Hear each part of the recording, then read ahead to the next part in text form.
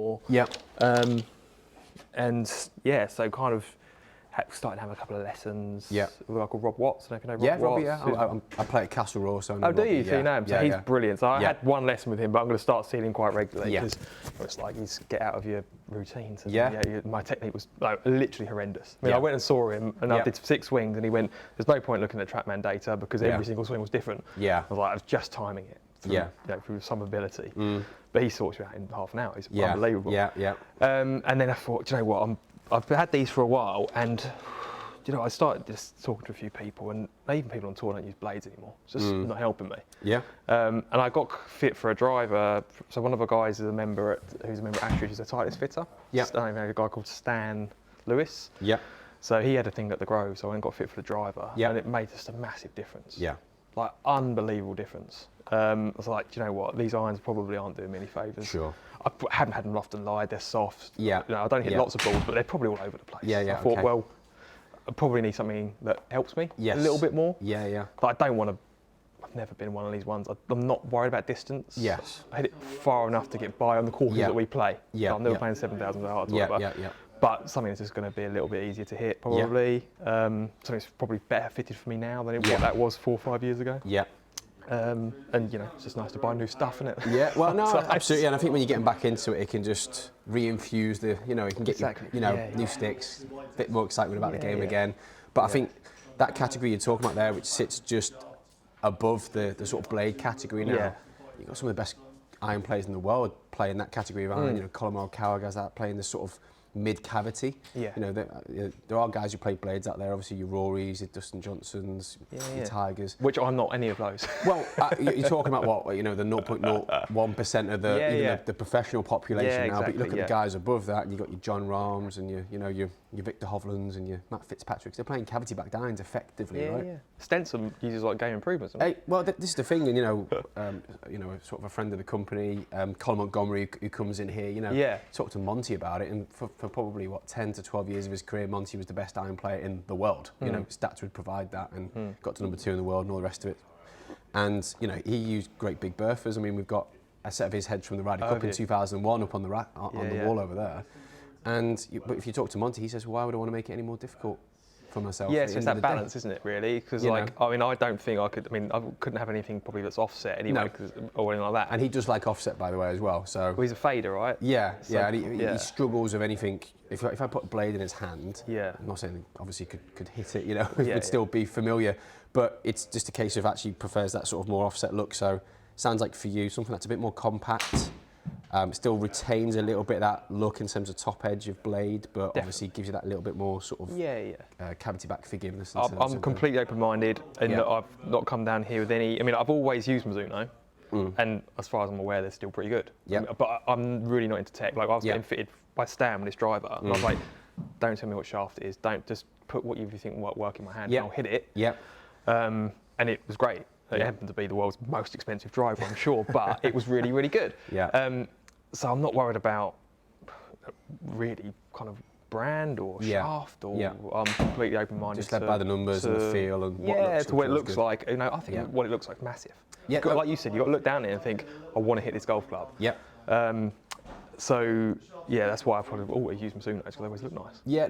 I'm a big believer in that as well. I think if someone looks the way you want it to look, that's part of the way to hitting good golf shots. I see that in the bay all the time. I can put something in that it fits the criteria in terms of loft, centre of gravity, etc. But if the golfer doesn't like it, usually doesn't hit it well. So I can't put a score on that as a fitter. So I'll always ask you the question, how do you like the look of that? And to be honest with you, if you don't like the look at it, you can hit it, but you may as well pass it back to me, because I can probably guarantee that the numbers aren't going to be that good in it. As soon as you put something in your hands that you like the look of, no doubt the numbers sort of follow that. So, all right, well, I'll let you grab whatever you feel comfortable with, Alex, and get yourself moving. I'll take some readings with the current ones, just so I understand how they swing. We'll get some loft, some lies, some lengths, some swing weights. Might answer a few questions for you as well. And then once you're feeling nice and warm, we'll capture some data from the TrackMan. And then basically, I'll go through the numbers with you. And then we'll start putting some product together for you. Perfect. Just to I might have to answer the odd phone call. No problem. If that's all right. Absolutely. Not good for your YouTube video, but no, all good. No problem at all. I'll try to ignore as many as I can if they come through, but I might have to answer the odd one. Right. I hit from here, yeah? Or yeah, just next to that white tee, or just to about anywhere within a foot of that. Straight up the line for me. Yeah. Does it matter what ball I use? I normally use X's. Yeah, I mean, once we get into it, yeah, I want you to be using the ball that you usually use. Yeah. So we've got some X's there as well, if you want to grab those. Yeah, okay. I've never been here before, but it's an unbelievable setup. Yeah, so, I mean, obviously, Precision Golf has been over a couple of different sites now. Originally started over towards Egham Way. Yeah. And then moved over here. Yeah. About 8 years ago? 8, 9 years ago, James? 8, 9 years ago? Oh, really? Okay. And then actually took on this second unit last year. Oh, right, okay. At the start of last year. Yeah. Moved in here officially in September. So it's been open just over a year now. Yeah. Put the simulators in. Yeah, I mean, the product's largely the same in terms of what we offer, but I think it's just a more immersive experience now with the simulators for you guys. Being able to see flight. I know it's indoors still, but I still think being able to see flight's important. Yeah, it's a long way till it hits the net, isn't it? Yeah. It hits the screen. So, yeah. But no, absolutely. It's I think the company's gone from strength to strength. And, yeah, again, because I'm not a social media guy or anything like that, so yeah. I've not really heard of it. But the guy Stan who does the Titleist fitting came here for his fitting. Yes. So he said about it. Well, I think it's the options that we have available here. You know, we're completely impartial, so yeah. we just want to. We're really led by the data and the numbers and the customer and what they're after as well. Yeah. So yeah, you clip away and I'll get measuring up. Okay.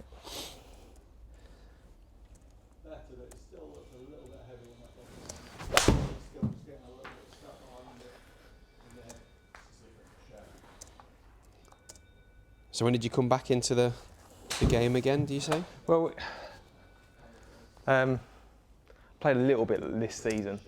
Not bundles, but I joined a club. I'd been a member at a club just to hold a handicap, and then I played a little bit more this year. Yeah. But yeah, not loads. I'm hopeful that I can play a bit more next year.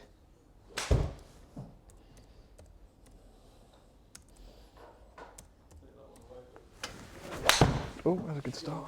How did you find sort of getting back into it, having played at a good level previously? Really, really hard. Really hard. Expectations, you mean? Or? A little bit, yeah, and just kind of like, your technique is just horrendous. Sure. And so it's just feeling comfortable standing over a golf ball, thinking you're going to hit it.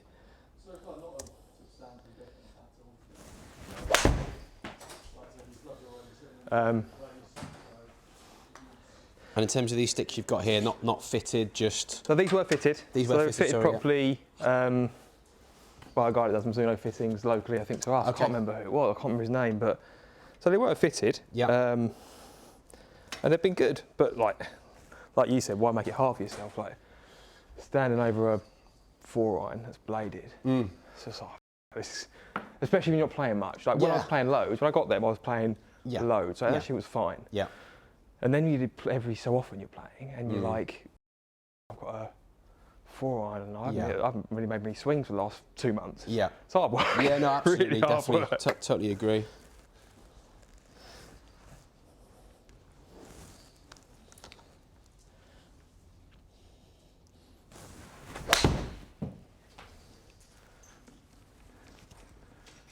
And now I'm hitting shanks, which is always a good start.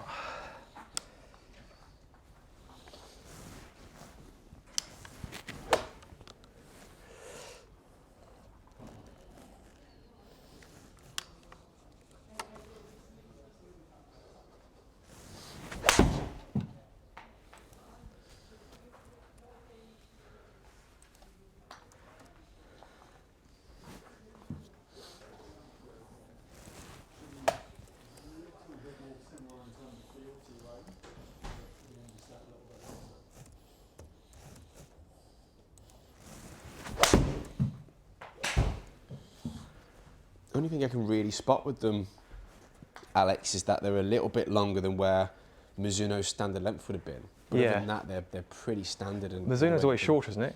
They were a quarter of an inch shorter traditionally, so you'll be looking at a 6-iron length of 37 1/4. Whereas you'll find the shafts that I give you today are, you know, the standard length that we sort of use and a lot of the other manufacturers now is about 37 and a half on the 6 iron. Some of the manufacturers go a little bit longer in some of the game improvement irons. These are 37 and 3/4, so they're half an inch longer than would have been Mizuno's standard length when you had these fitted sort of 5-6 years ago. Other than that, S300s, D3 swing weight, loft and lie, pretty much standard. So there's nothing too funky with it. I probably, I think they could have changed over the years in terms of the loft and lie, couldn't they? I guess, but I think I might, from memory, did I get mine? Possibly knocked like 1 degree down or something. They're measuring at 61, which is pretty traditional for a Mizuno lie angle. Yeah.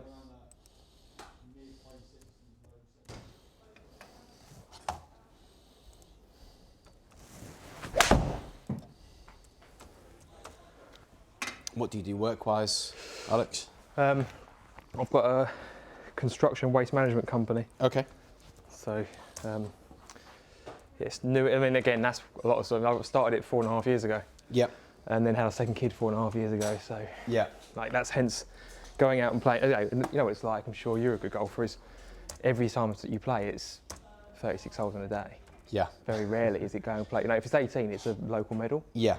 If it's, you know, a scratch match or a county match, or, you know, sometimes it's a county match might be practice on a Saturday, play on a Sunday. It's like, I can't go about that now. It's not, it's not fair. Yeah. But the good thing now is obviously because I'm older, you can do a lot of mid-am stuff, which is midweek, which is a bit better. You're not taking the weekends and stuff away. Yeah. What you're basically trying to say is we can't handle 36 holes in a day anymore, Alex. My hips are an absolute piece. Honestly, I could barely walk at the end of it. Yeah. I used to carry and all sorts, and now it's like, well, I'm going to get a trolley. Yeah. We used to get in from 36 and we'd be like, oh, we probably could go again, actually. But nowadays, I know what you mean. It's You need a couple of days to recover from it. You do, yeah. Howleys, but you go and play like our county championships, and it would be 6 rounds in 3 days to win. Yeah, it's a lot of golf. It's like going from a standing start to doing 100-metre sprints, isn't it? It's just not easy.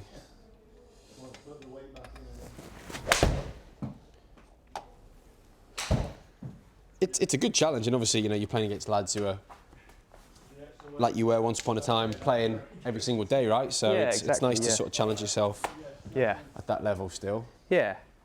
And I mean, that's the good thing about mid-am is generally you're playing against people who've got jobs and kids. Yeah. So you're kind of on a level playing field, whereas you play some of these events and you turn up and it's a 19-year-old kid that plays golf 7 days a week. Yeah. Hits it 350 yards from you. God, it's like, this is going to be a long day. Yeah. Or a short one. Yeah.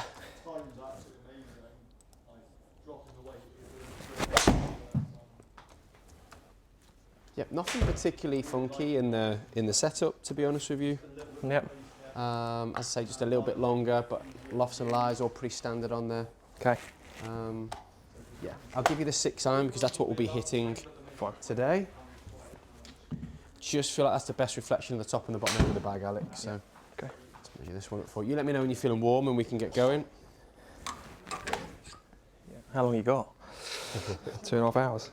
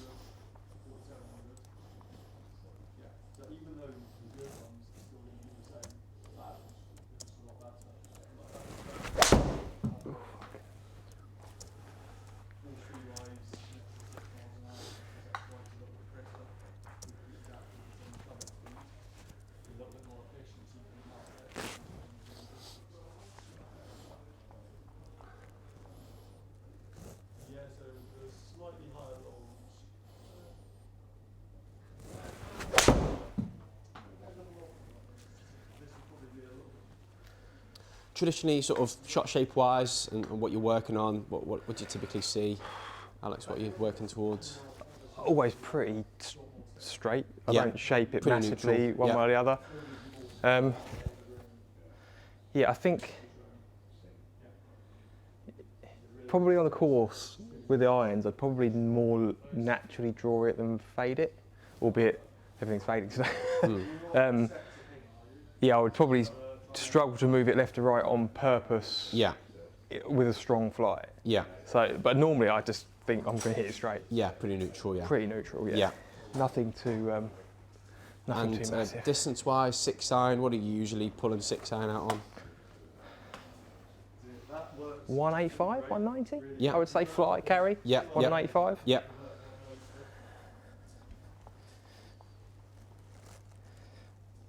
I mean, that's the thing I noticed with the driver by getting fitted. I mean, my other one had been fitted, but was probably 3 or 4 years ago. Yeah. The distance I gained through the air, I probably gained 10 yards through the air with that. Can you remember off the top of your head what the change was in shaft? Was there any change in weight? Well, I can tell you what, I think it was like called a hazardous something or other. Yeah. I think it was an X stiff. Yeah. And this is slightly longer. I think this is probably, I don't know how much, but a little bit longer. But this was an upgrade shaft. Yeah, so you've gone into the Ventus Blue 6X there. Because there was a 6X, the second version was something to do with a Tour Refined or something. In the Ventus range? Yeah. Yeah, potentially might have been the black potentially, or it might have been the TR, which was, that sits between the black profile and the blue profile. But, so. I mean, this was unbelievable. I mean, I've not hit a driver like it. Just in terms of consistency. Yeah, I mean, great shaft, the Ventus range. I've absolutely nailed that Fujikura. It was only about an extra 400 quid. Yeah, I know, but it's one of those shafts that it's an investment, but actually moving forwards, I mean, that's going to be relevant for a long, long time now. Yeah. This one's just a little bit heavier in the head. And again, it looks like yet to the top. Right. Based on that one, if you're feeling ready, Alex, we'll get cracking. Do my best. So, literally just as you've been doing, let me just check everything's lined up nicely for you. Yeah. Just as you've been doing, anywhere from there, let me just check you've got your Pro V1 X ball there for me. It's got a red dot on it, or a red number. Yeah. So, yeah. Is that the one? Yeah, that's it. All right, let's rock and roll.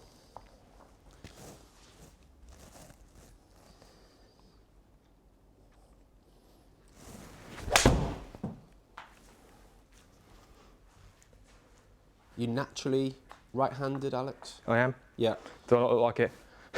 Any other sports like racket sports over the years, or you still do play a lot of? No, I used to play a lot of cricket. Yeah. But my cricket shots were golf shots. Right. I was originally a golfer that played a bit of cricket, so I was very good over that way. Yeah. Hitting a long distance and but no, other than that, no, I've always kind of really been golf. So this one is a little bit of a smaller head, a little bit weaker in its loft. So again,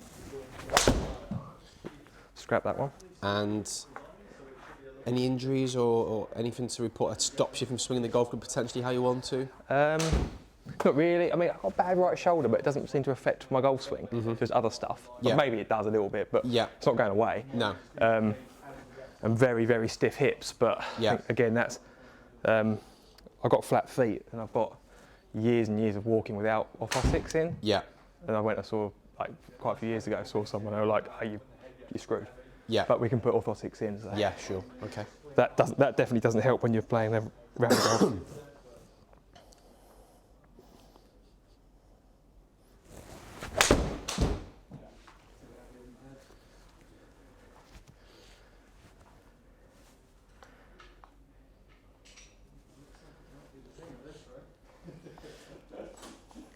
just a nice simple upgrade.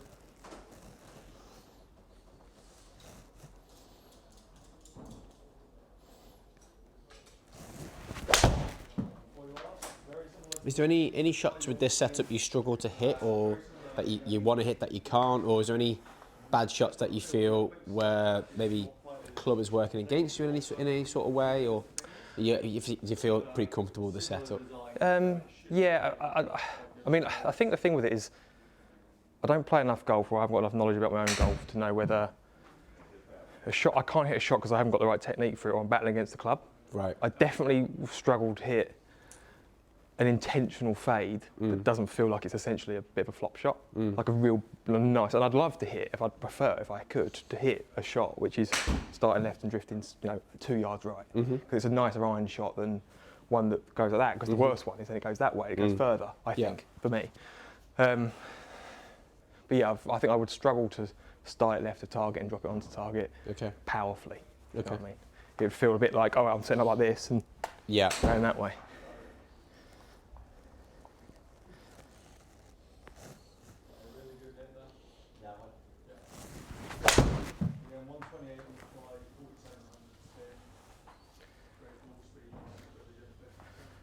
And in terms of trajectory, in terms of height, and happy with where it comes out in terms of what you see? Yeah, I tend to hit it quite high. So I never struggle to get it up in the air. No, it's like I would absolutely love to hit my 4-iron up in the sky. I'd love to hit my 9-iron like that. Because I think when I get to my shorter irons, probably I don't really feel like I can flight them that well. Tend to be going like that way. Yeah. Again, that might be a little bit technique, might be a little bit fighting against a club, I'm not quite sure, but...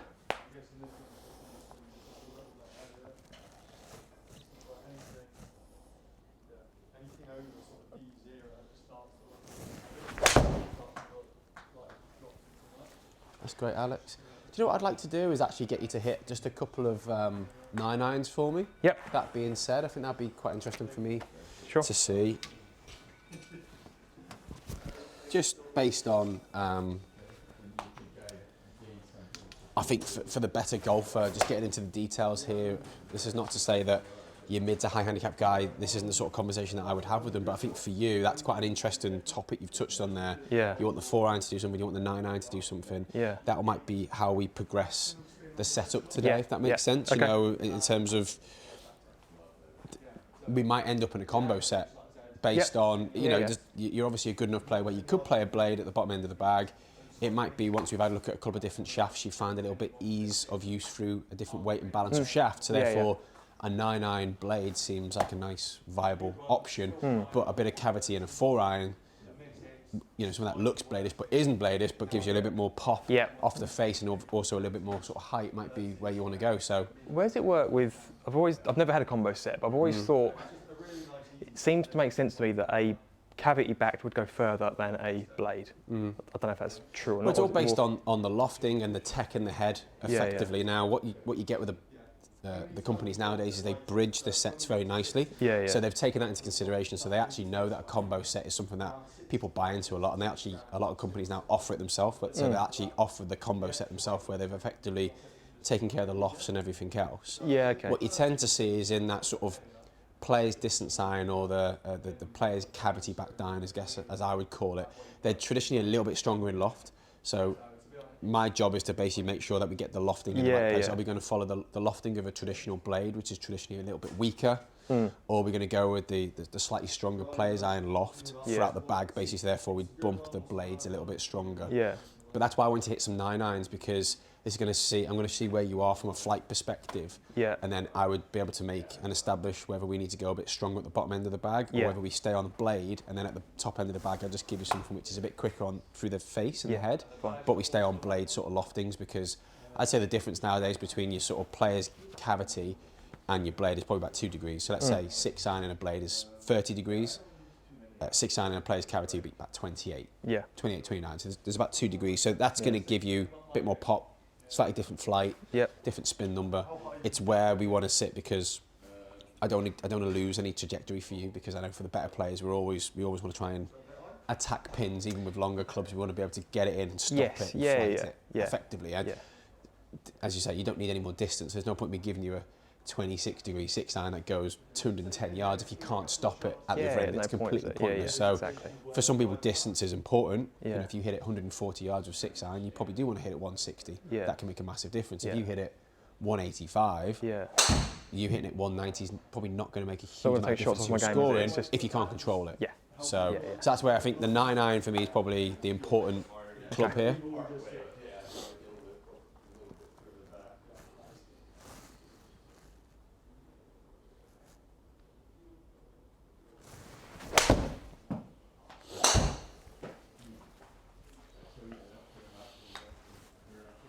And distance with 9-iron, Alex, what would you sort of expect? 145? Yeah, that's 141 there, so yeah.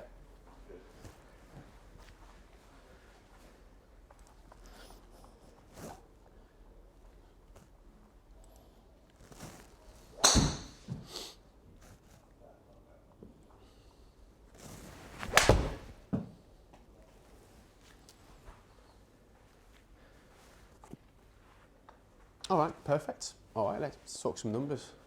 I needed a couple there with a 9-iron. Okay. Okie dokie, let's open these all out. So, I take it you're not entirely familiar with TrackMan numbers. I'd just look at yardage. Per se, yeah. I wouldn't have a clue, yeah. This is sort of new territory, I guess, yeah.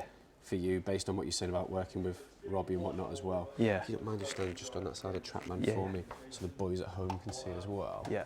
Okay, so we've got average club head speed here, 92.4. So you're pretty much bang on what we would class as the PJ Tour averages. Yeah. Now I think those averages are going to go up naturally next couple of years because the guys coming out are just monsters and they're just absolutely ripping it. But the current PJ Tour average for 6 irons, 92 miles an hour. Okay.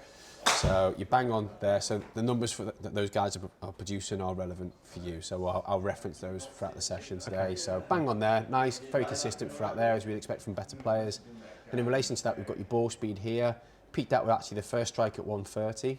Yeah. And then very consistent, obviously slight misstrike on the second shot, but other than that, rest of them nice and consistent there, 129.5, which is pretty much exactly where I want you to be with 6 irons. So again, really nice ball speed there. Efficiency, smash factor, so measuring efficiency of contact, transfer of energy from club to ball. As a rule, I'm looking for about 140 as a smash. As you get into the driver, when you did your driver fit, then I've tried to get to 1.50, 150 is where we want to be based on what we know about the trampoline effect of the heads. But 140, you can see there, you're pretty much bang on there, Alex. So you're getting good transfer of energy from club to ball in a nice spot. Yep. Launch angle there, 16.8, again, really nice. And spin, 5.5. Again, perfect. I fit nowadays between 5,000 RPMs and 5,500 RPMs. Being a blade, it adds a little bit more spin to it naturally because of the loft, etc., etc. So 5.5 is kind of where I'd expect you to be. If I put something a little bit more powerful in your hands in terms of loft and construction of the face, we might drop a little bit of spin there. We might gain a little bit of ball speed as well. So, but I'll be completely honest with you, the way the club swings for you is really nicely. It's an S300, which is not a shaft that necessarily we're constantly picking off the rack anymore because it is on the higher side of weight and balance and torque. That being said though, because you've obviously played the shaft a long time, it looks very comfortable in your hands. I always think the thing with a fitting is I might hit a shot every 10 minutes on the golf course, you're hitting a shot every 10 seconds in the range. So it's like you're always going to feel a bit looser and a bit. You got to fit a club that actually you can swing on a cold morning. And again, hence the questions about how do you feel about your 4-iron, your 9-iron, because that's where the shaft can come into its own a little bit, and also the fact that you might play every 2 weeks now rather than every 2 days. Again, it's going to be that cold morning where you're not feeling quite as warm. You hit a good drive and you got 4-iron into the first or whatever on a long par 5 or 4. All of a sudden, you want something that you can just pick up and play with straight away, right? Definitely, Plug and play, so to speak. So the numbers across the board are really good. And like you mentioned, 185, you're bang on there in terms of where you said your carry is. 192 on the first strike, which is a really pure strike. Angle of attack, PJ Tour average is -4, so again -3, so in a good area there. Ever so slightly in to out with your club path, and very neutral with the face to path numbers, so again very neutral numbers there. So there isn't anything in terms of the way the shaft swings and the swing weight of the club, which is D3. There's nothing there that's really thrown it off for me. So it would be very simple. We could just go into an S300 there, but I do want to try some different shafts because I just want to see how you react to them. So can we drop a bit of weight? Can we change the balance ever so slightly just to see if that makes a difference? I think going back into an S300 would be a really safe option for you. But as I say, it's one of the heaviest shafts on the rack nowadays for me as a fitter, and I don't actually reach for it that often anymore. Because I feel like there's easier shafts. And I would have. I'm sure I would have kind of tailored a swing around the club eventually, wouldn't I? Which means I can make it work. Better players do. Better players do. Whenever we have pros in the bay, you've got maybe 3 or 4 swings before they just start making the club work for them anyway, right? Because we can manipulate flight with hands, and that's probably exactly the same with you. So, but I'd just be interested for your feedback on them. Maybe something that might feel a little bit sweeter, a little bit easier, especially in the longer irons in particular. So I'll start putting some product together. But the numbers are really good, and they're pretty much exactly where I want things to be. So I don't actually think we'll see a huge change in numbers today. No, I'm not really looking for that. It's more so. It's just looking for a bit more ease and consistency on the golf course. More so, everyone can come into a range off a mat and hit well, not everyone, but most people complete it quite nicely. Yeah. It's actually taking onto the golf course and doing the same thing with it. Yeah. I definitely like, though when I've had driver fittings, I've never liked the really heavy feeling, boardy feeling shafts. You know, sometimes you can get them and they can work for you, but it feels like it's hard work to swing them. I've always kind of not liked that feel. So I'm surprised I like these because they are heavy shaft or feel heavy. Yeah. I don't understand enough about it. So like, because you could have a heavy shaft, but it feel lighter because of swing weight and distribution. Yeah, lighter because of swing weight, and then also there's the profile of shaft in terms of the construction of it as well. Yeah. So, you know, the DGs have always been sort of that firmer feel, more sort of tip balance traditionally. Yeah. And because Mizuno, they have multiple different head weights, they can sort of control the swing weight. So although this is a bit longer and it's tip balanced, they've obviously used some lighter heads here to get it to a reasonable swing weight of D3. Okay. So they don't swing overly heavy. Yes. You know, if I put a heavy head onto that and its swing weights at sort of D5, all of a sudden that starts to feel like a lot. And it can only be that couple of grams difference, but all of a sudden when you go to something which is heavy in balance and weight, and then you put a heavy head on there, all of a sudden, that feels like hard work. So the Mizuno head sort of complements the shaft in this case for you, and then you're a better player with good club head speed and with good hands, so you're able to make it work. But for the less accomplished golfer, that setup could feel hard work for somebody. So that's where we are. Let me just have a little look at dispersion for you. Pretty good, a little bit right to target, so that's maybe telling me again, maybe just from a balance perspective, maybe just something that's a little bit higher balance, we might be able to just square it up a little bit more regularly, especially as we go into extra length, like in the 4-iron, for example. That was one that you squared up nicely and the numbers were really good there. These ones just a little marginally late. I mean, I'm talking about, this is 5 yards right at target, so we're still 5 yards right. This is the thing when there's a line there and you miss it, you feel like you're absolutely miles off. But actually, distribution 5 yards with a 6-iron is like really unbelievable, right? I'll be able to move with that. We're talking about birdie putts in there at the end of the day, and that's what I try and explain to the handicap golfer that comes in when they're looking at that and they're thinking, oh, I'm spraying it all over the place. But actually, you know, you're looking at a green size in the UK of about there. So actually, you've hit the green with every single. It's just not landing on the line every time. Impact location on the face. Pretty good, marginally heel side. Yeah, that was the heel one. That's consistent enough. Yeah, so what's interesting is they're all just a little bit heel side. Yeah. I guess the only thing I'd probably say is it necessary to have that extra 1/4 of an inch on there? Okay, maybe we could just go back to traditional men's standard length. Yeah. Again, taking that little bit of length off might make a difference as we get into long irons as well. It might just feel like it just wants to square up a little bit easier for you. Yep. I don't think it's not adding anything by having the extra length in there in terms of from a club head speed perspective, etc. I think it's... I've always found with drivers as well, I've always tried to err on the shorter side with the driver because it just feels more comfortable, and then you actually do the comparison. Yeah. You don't really gain anything, you just lose a bit of control. Correct. Yeah, so I mean, if anything, you've averaged 8 mils into the heel there, maybe we could just move that a bit more centred, that will give you that bit more consistency in terms of your spin and your flight that you're seeing. And then just to show you exactly where I want to try and get your numbers to, this tool here is your optimizer. Yep. So what we're basically doing is we're taking your club head speed and it uses your angle of attack and it gives me this light blue section here. We're trying to get the orange numbers into that, and as you can see, they're pretty close to being in there. So that was your fair shot, pretty close, really nice. I mean, you're at the higher end of launch and the lower end of spin, perfect in the UK. Basically, bang on your optimal sort of number here. Same again, same again, same again. So that you can see Alex doing a good spot. You know, anytime I can get them into that blue section or flatlining across there, it's job done as a fitter, to be honest with you. I'm getting as much as I can do physically out of the golf club. So they're not a million miles away, which is probably why you've enjoyed playing them. But I totally understand where you're coming from in terms of needing or wanting or would like to have something that maybe feels a little bit easier when you look down on it as well. So let me start picking some product off the rack for you. Yeah, perfect. And we'll go from there. But I'm not going to dial hugely away from what you've got in hand. No, I'm not looking to reinvent the wheel at all. Yeah. Like if I ended up walking out with a newer set of blades that I know is fitted for me, I'll be happy as long as they're the right club. So I'm not looking for. I think maybe combo set might be worth a look as well. So, all right.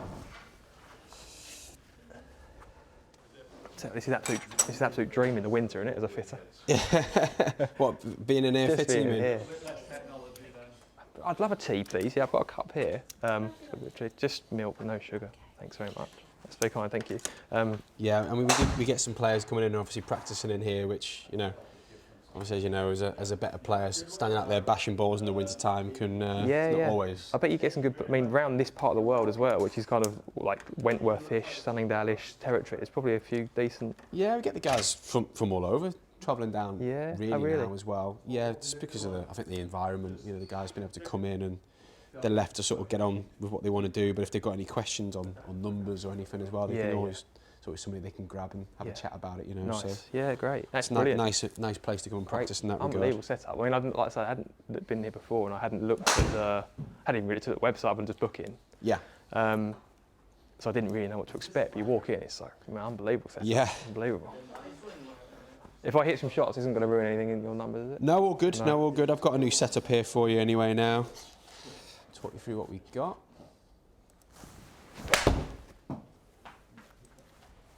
I mean, to touch on the 99 numbers, they were actually in a really good spot as well in terms of your launch and your spin and everything.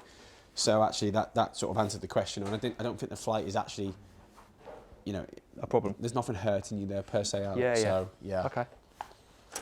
Fair enough.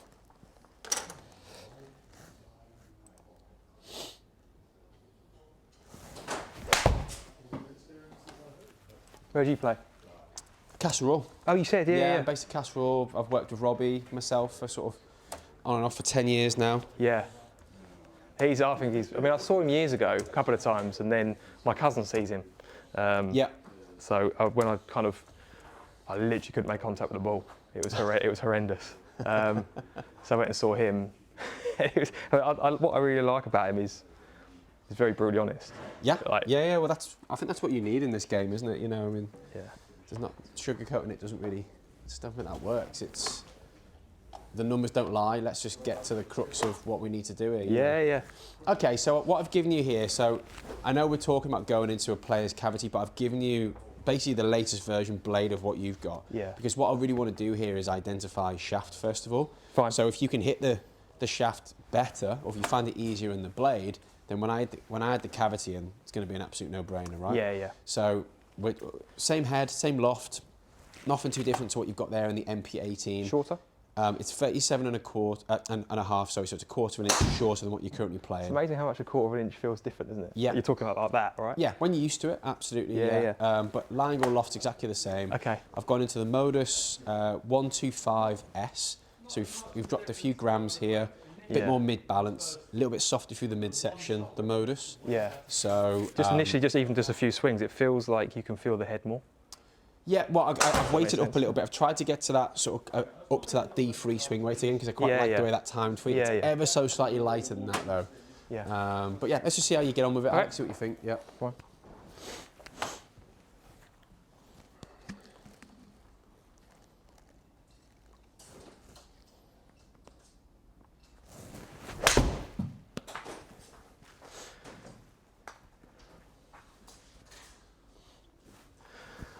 A bit bottomy.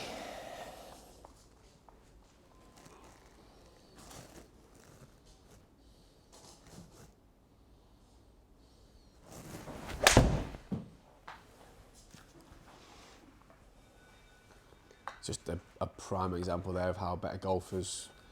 You've seen the first swing. It came through a bit quicker because of the balance of the shaft. So you've hit it left, but then you've made a compensation straight away. Second swing. That one was really nice swing lines there.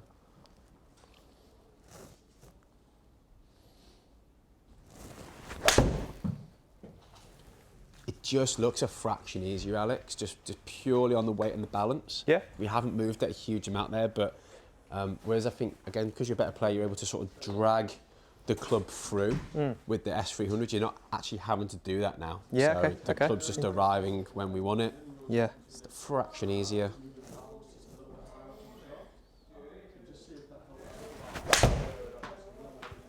Got ahead of that one a bit. That'll go right. You picking up much difference here yourself on it? No, it definitely it feels a lot shorter in the setup, which is weird. Yeah.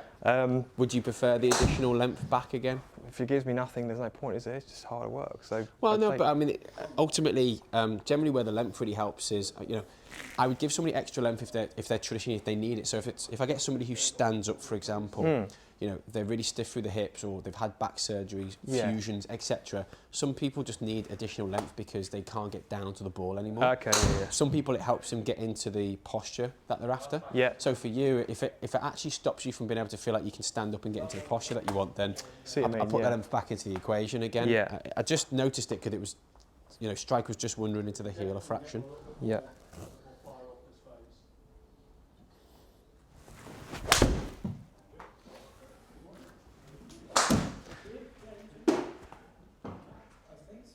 I'll tell you what is interesting is, because I mean that's a prime example there, you've actually moved that a little bit slower than you did with yours. You've gone from 92 to 88, but ball speed's up. You know, you've gone to 128 on the ball speed there, so I think you're just getting even more out of the head, out of the shaft now as well. Yeah.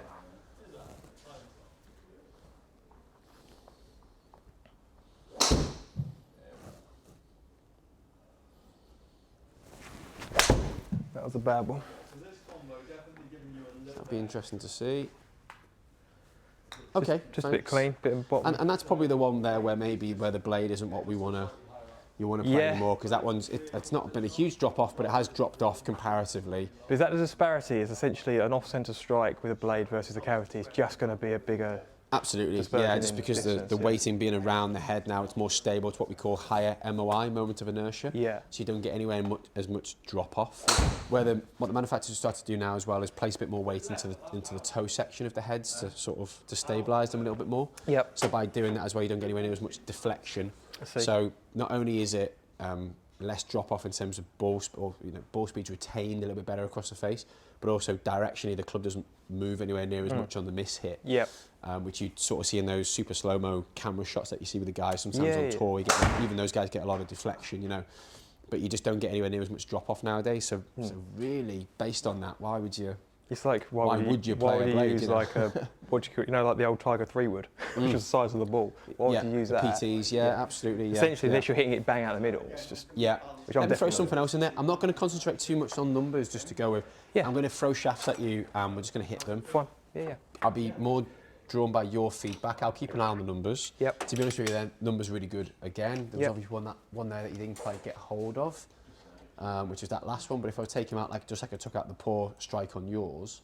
198. Is that carry or total? That's the total. I was going to say, I could never get a 6 on 198. That must have hit a sprinkler head. That never happens.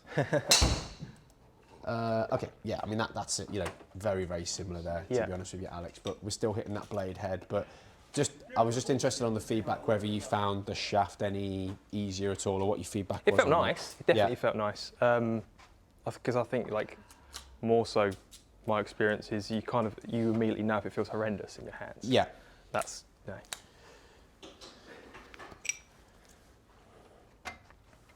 And the latest bladed head from Mizuno in terms of visually, the looks on that, how did you feel about that? Yeah, looks nice. Yeah. So again, change in shaft here. Okay. Going into the Modus one, so I've dropped down, I've gone into the Modus 120X.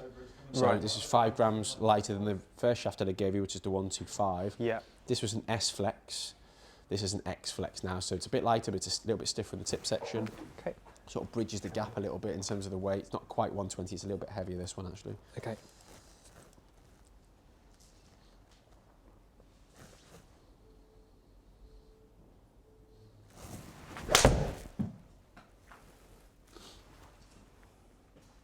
Very nice. Definitely a little bit more pop out of this head. Yep. Definitely a little bit more pop. Yeah, that's 130 ball speed there off 89 miles no club head speed. Yep. Really efficient. That was funny actually. That felt like a swing. When I looked up, I thought actually that might go slightly left.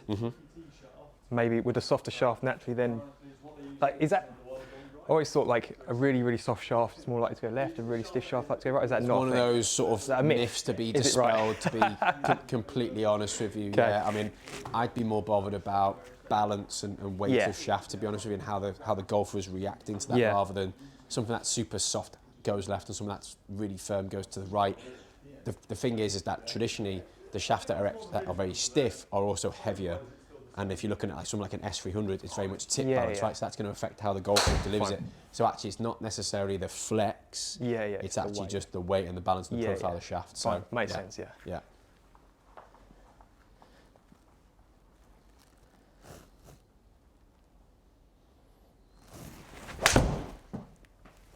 Good move again. Yeah, this feels really nice actually. Yeah. It's just, you know, when you find a good golf club, it just feels like it fits into the slot of your swing. Yeah, well, again, that's exactly what we're looking for here, and that's why, again, you know, for the guys who are watching the YouTube video, you know, I'm stood here watching. I'm looking at the numbers, but I'm more focused on how the club moves for you. I'm looking for it to hit a couple of key positions, and I want it to get into the impact position through rotation, less than hands, or I want it to just look like it's a nice, simple move. And generally, when you get the right club in hand or the right shaft in hand, it starts the move starts to look simpler visually from behind. That's good, yeah. That's what I'm looking for. And and generally speaking, it looks simple. It feels simpler, right?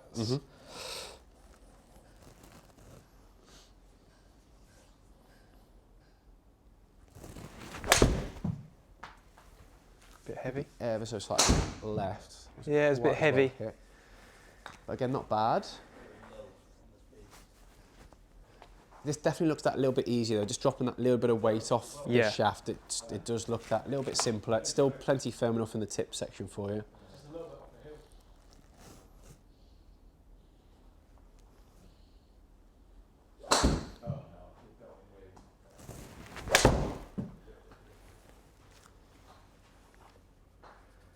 Your move actually reminds me a little bit of Justin Rose's. Shame my bank balance doesn't. Absolutely. Really? You know, it's nice and simple, quite very clean lines. Yeah. Transitions very, you know, similar in terms of speed of it and stuff. How does that feel compared to? That felt nice actually. I really like the feel of that. Yeah. I feel the length feels really comfortable. Yeah. So I like that. Yeah. And in terms of the weight of it, are you picking up much difference there, or? I think just. Or is it very subtle? I think the thing I've noticed is a little bit like I can feel the head a little bit more. Like the weight's not the whole way through, but just feels a little bit like I'm more aware of what's going on here than before. Yeah. Nothing massive, and it feels like I could swing this one. It feels like I could swing that one. Yeah. But I think a little bit that comes down to the torque and the profile of the shaft. So when you go very stiff, it almost, you kind of lose that little bit of feel for where head is. Yeah. With the Modus, they're quite not soft, that'd be the wrong expression, but because of the way they're designed to have a bit more play through the midsection, which gives them a great feel. So that's why you've got a lot of good, you know, tour players, good iron players play this. You know, Stenson plays this shaft, Sergio's played this shaft, because they like that sort of softer feel that the Nippon gives through the midsection, rather than just that sort of boardier feel that the Dynamic Gold gives effectively. Yeah. So, and I've never liked the boardy feel. No, as in, you can make it work in the irons, but you obviously don't enjoy it in the woods. And you know, the Ventus Blue is a prime example of that, where it has a little bit more play in it, and it actually feels a little bit more lively. Okay, so let me give you. That being said, let me give you a Dynamic Gold, but in a reduced weight. So this is the part of the DG range that wouldn't have been around 7 years ago, 5, 6, 7 years ago when you got footed for yours. This is the DG 120, the X100. So again, it's X-Flex stiffer in the tip section, but it's a reduced weight, so you're going from sort of 128 down to 120. So it's just whether that just makes it a little bit easier for you to swing it. Yeah, it immediately feels heavy. Just feel like I can't feel the head. Like, as I can already write this off and off, I'm not gonna lie. Yeah. But I'll hit a shot, but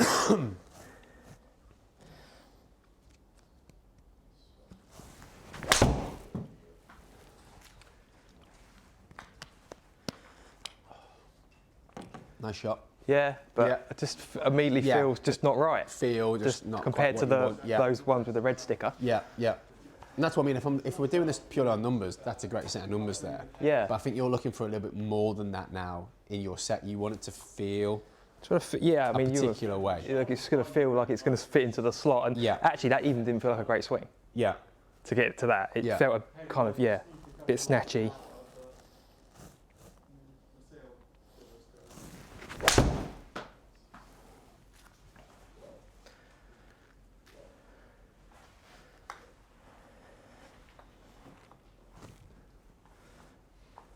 No?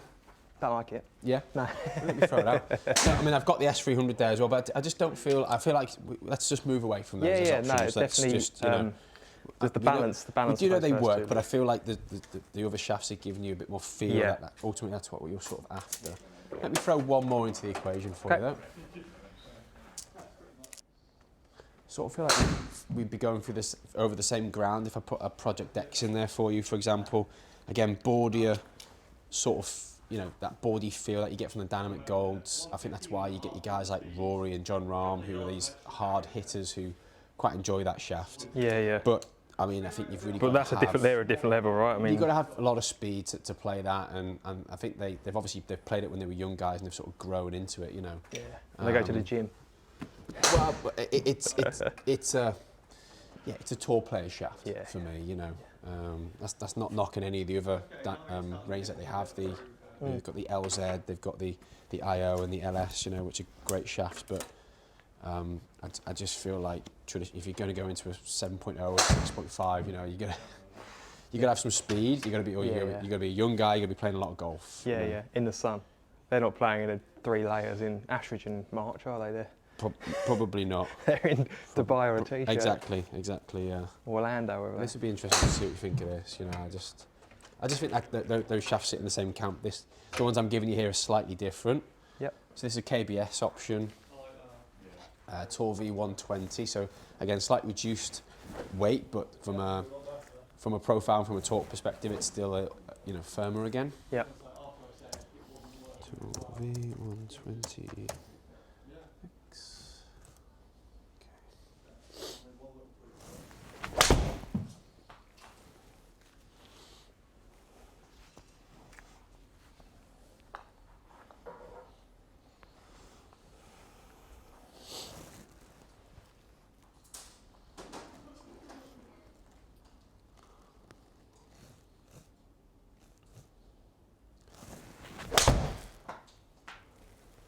Good move.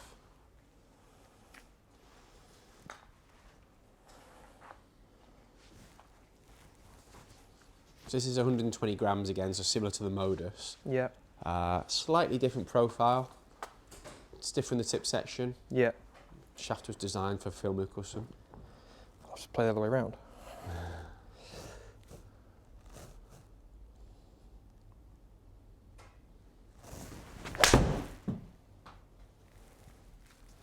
He plays it in the 125, but he played traditionally. He played 130 grams, so he wanted something that was slightly lighter, but played with the same profile as the Project X's, and that's where Kim Brady designed this for him. So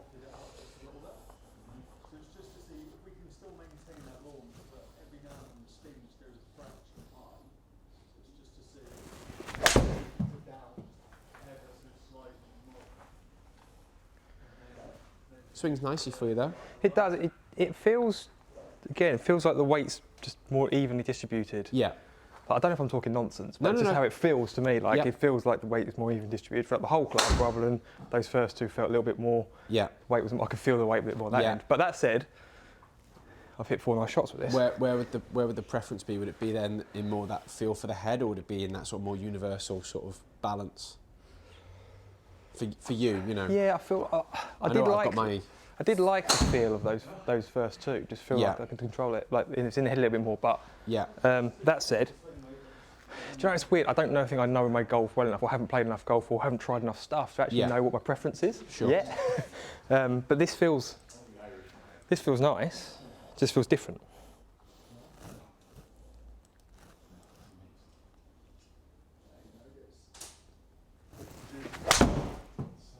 Bit cleaner.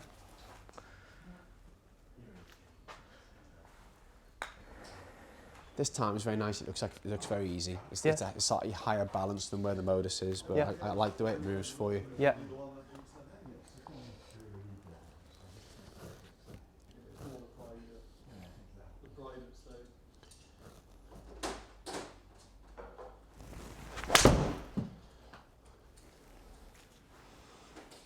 It feels like it comes off the face nice.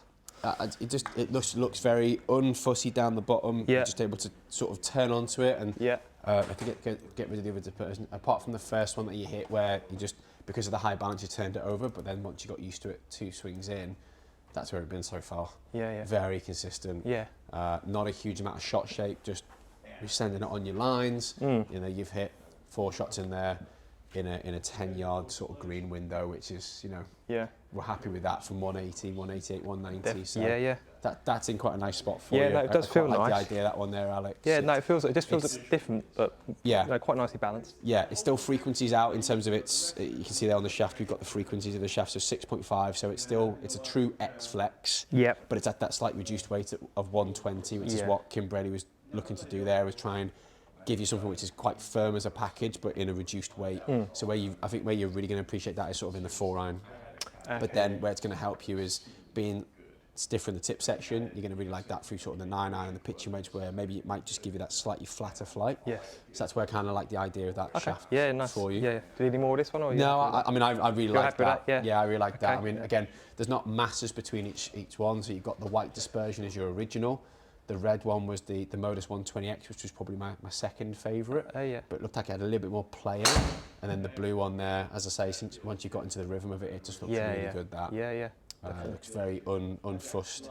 I like the idea of the slightly higher balance point of the Tour V for you as well. I know that's not. I know it's not giving you quite as much head feel, but I don't think that's a bad thing. I think actually it just makes it look very unfussy in terms of the contact. So I like the idea of that one there. Nice. Okay. So I wouldn't mind trying some different heads in that. So that is your Mizuno your MP, the 221. Yep. So the cavity back option for that would be the 223 basically. So again, everything that I've grabbed off the rack here is all combo options effectively. Yep. So you've got the player's cavity, as I would call them, and then you've got the blade, which you might want to play in a pitching wedge 9-iron, 8-iron, for example. It's just where you want to play the. So you've got option at where you start the blade, sort of, essentially. Yeah, exactly. And we can do that for you because of the way that we build our sets. So if you wanted to do 4-iron, 5-iron, 6-iron with the mid cavity and then go 7-iron down on the blades, you could do that. Fine. Okay. I think that might be what we end up with, to be honest, Alex, because I just think that's going to fit your eye and the playability that you're after. Yep. So this is ever so slightly stronger in loft. Not massively so it's not going to, visually to your eye, it's not going to be that different, but it is slightly bigger on the top edge. It's got a bit more tech in the face as well, the 223. Yep. But still grain flow forged, so it's still the same process as the blade in terms of the forging process of it. Why do you stick lead tape on each one? Just to get the swing weight Just on? So with the Mizunos, the heads that we've got are quite light, the test heads that we've got, which is great from a fitting perspective because I can weight up to where I want to get them to. So some of the other heads are fixed head weight, for like the Callaways, for example, a little bit heavier. The other brands that I've got here, you know, some of them are fixed and some of them aren't. What I'll do is I'll give them to you, you let me know. There might be some of them which are a no straight away just in terms of visually, at which point there's no point in hitting them. As we've already discussed, I think I want to give you what you like the look of. So that's the 223.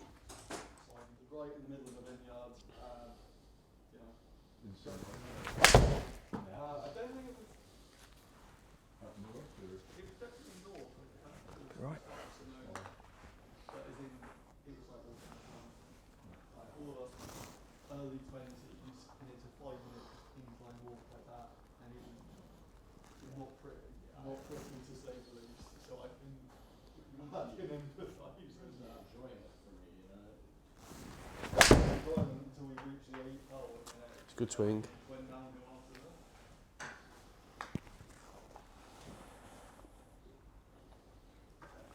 Yeah, nice set of numbers there. Good ball speed, nice and efficient. Spins 200 RPMs lower than maybe where the blade head would have been. Right, okay. A little bit, you know, just because of the loft and the construction of the head, a little bit more pop. Yep. Not the best strike, but this one definitely swings better than anything else. The bad ones aren't even bad. It's the most comfortable, I don't know why. That was heavy. Now, I guess that's the interesting one, right? That wasn't quite off a mat. It might perform slightly different off grass, but it was a less than perfect strike. Let's just put it that way. But it's still gone 182. Now, the less than perfect one with the blade was going 174. So you were getting, 8 yards drop off, basically. So again, that's probably in a nutshell right there. Yeah. The difference in the heads, Alex. You know. Perfect hit, but again, that's going to be just fine. It's a little bit high and a little bit toe. Dead straight, run up, through the jump. How does it feel comparatively to the? Yeah, it doesn't feel. Would there be anything in that head apart from that the previous one there? Would there be anything that makes you change into that rather than the blade at a 6-iron, for example? I mean, just looking at it, just and the feel of it, all feels fine. I think so. The change would be because, I mean, the numbers are a bit different, I think, but everything else feels good, feels nice.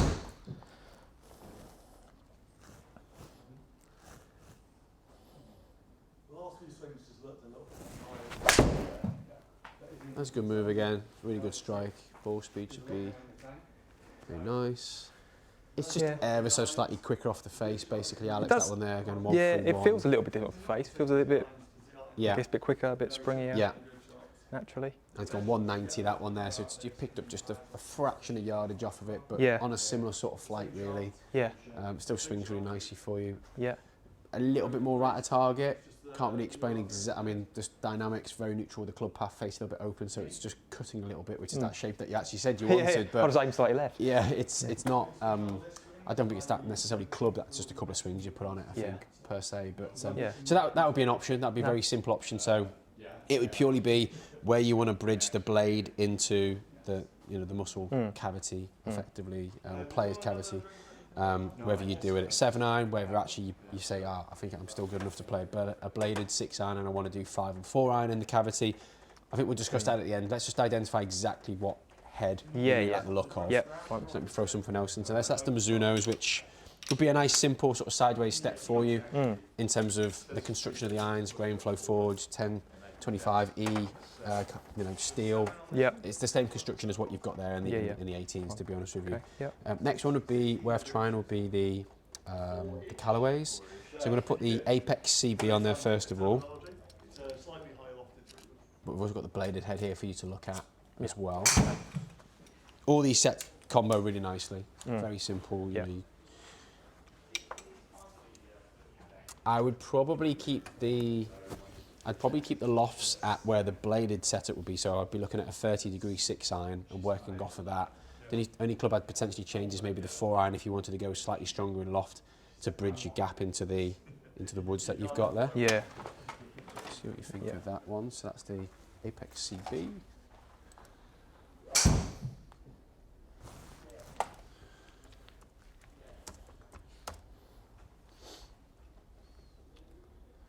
These have been out about 6 to 8 weeks now. Oh, right. Relatively new. Brand new. On the rack.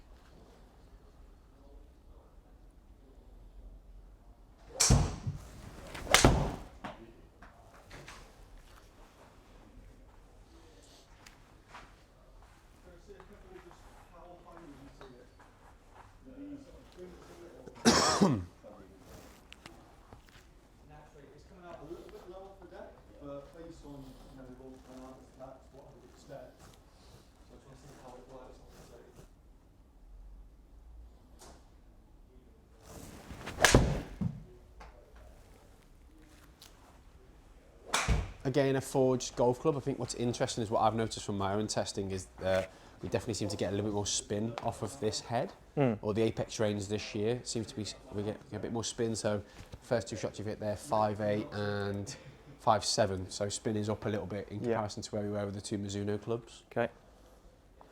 It's not hurting you per se, but, it's whether you want to add that spin into the game or not. Yeah.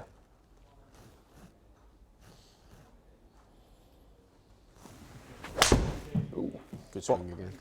Bit bottomy, that one. Yeah. And again, that's a prime example of the slight cavity-backed head. It's gone 180, that one. It's really held ball speed and it's sort of kept the ball in the air that fraction longer. So whereas you might get almost half a club drop off there in the bladed head, you're not getting that in that CB.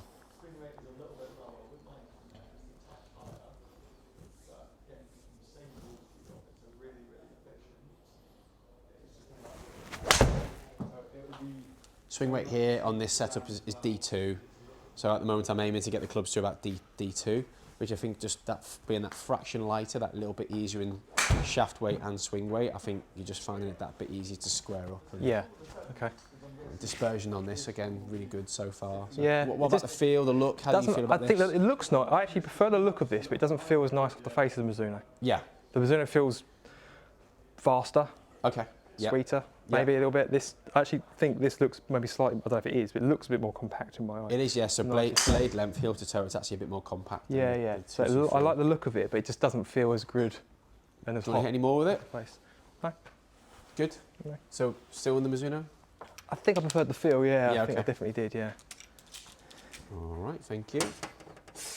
And this is where we got to be really cutthroat with what we look and the feel of ultimately. Yeah, so I'm gonna put on the TaylorMades here. This is the P7MC. Yep. Probably made most famous by Collman when he won the Open with them a few years back. He changed from the blade into the MC head right before the tournament when the head won. Oh, did he? Played him for a period of time. Yeah, yeah. Was a shot or two better than the rest of the tour that season into the greens. You know, wow. He was actually making a real gain on the whole field, in terms of proximity to the hole and the percentage of greens he was hitting. So these look a bit more bladey as a cavity, just because they filled this bit in or something. Yeah. Yeah. Yeah, exactly. Yeah. And top line, nice and compact. Yep, looks nice. So again, you can see why somebody who plays a blade like Morikawa did could transition over to these and just appreciate that little bit of extra forgiveness he was getting out of the head. Yeah.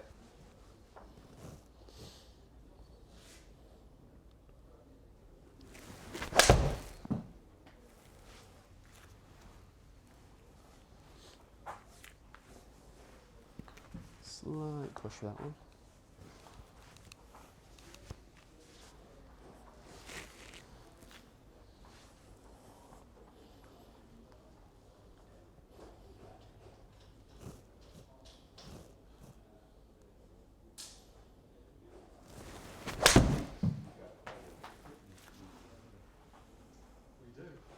There you go. Definitely getting a little bit more of that fade. Yeah. Little cut shape to it now. I don't know if that's something that you're... Well, as long as I know it's happening, I'll start it left, then it'll be better. But I'll start this one. I'll aim left on this one. See if it will drift back.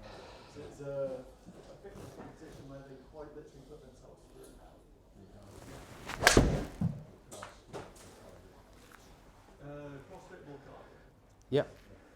It's very consistent anyway. Yeah.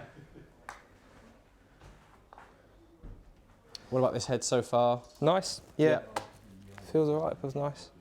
I still feel the Mizuno felt a little bit maybe hollower or springier or tiny bit. Just a bit quicker, basically. Yeah, possibly. Yeah, just the way it comes off the face.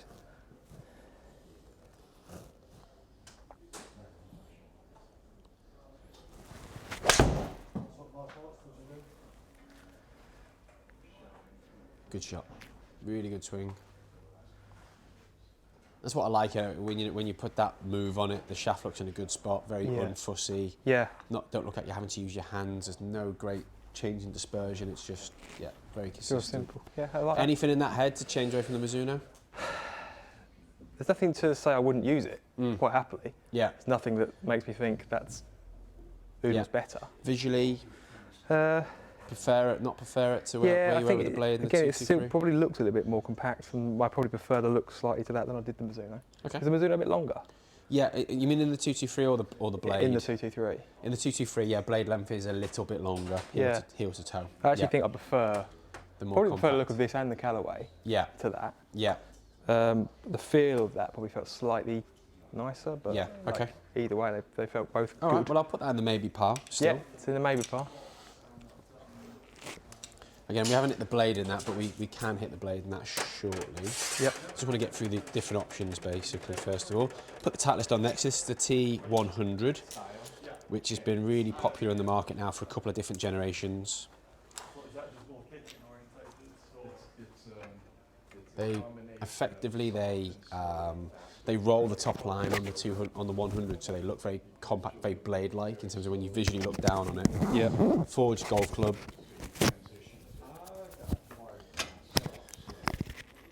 So I'm ruining your sound quality for a minute. All good.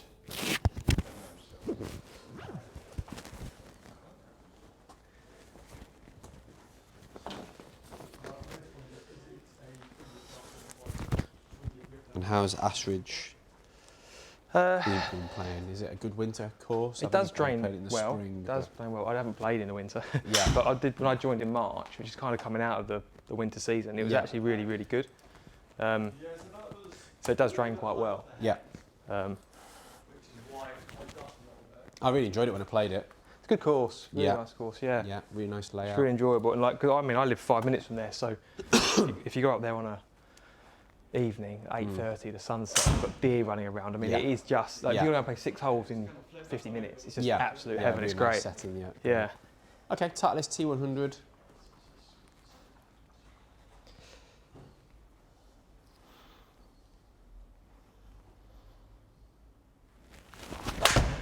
Oh, terrible.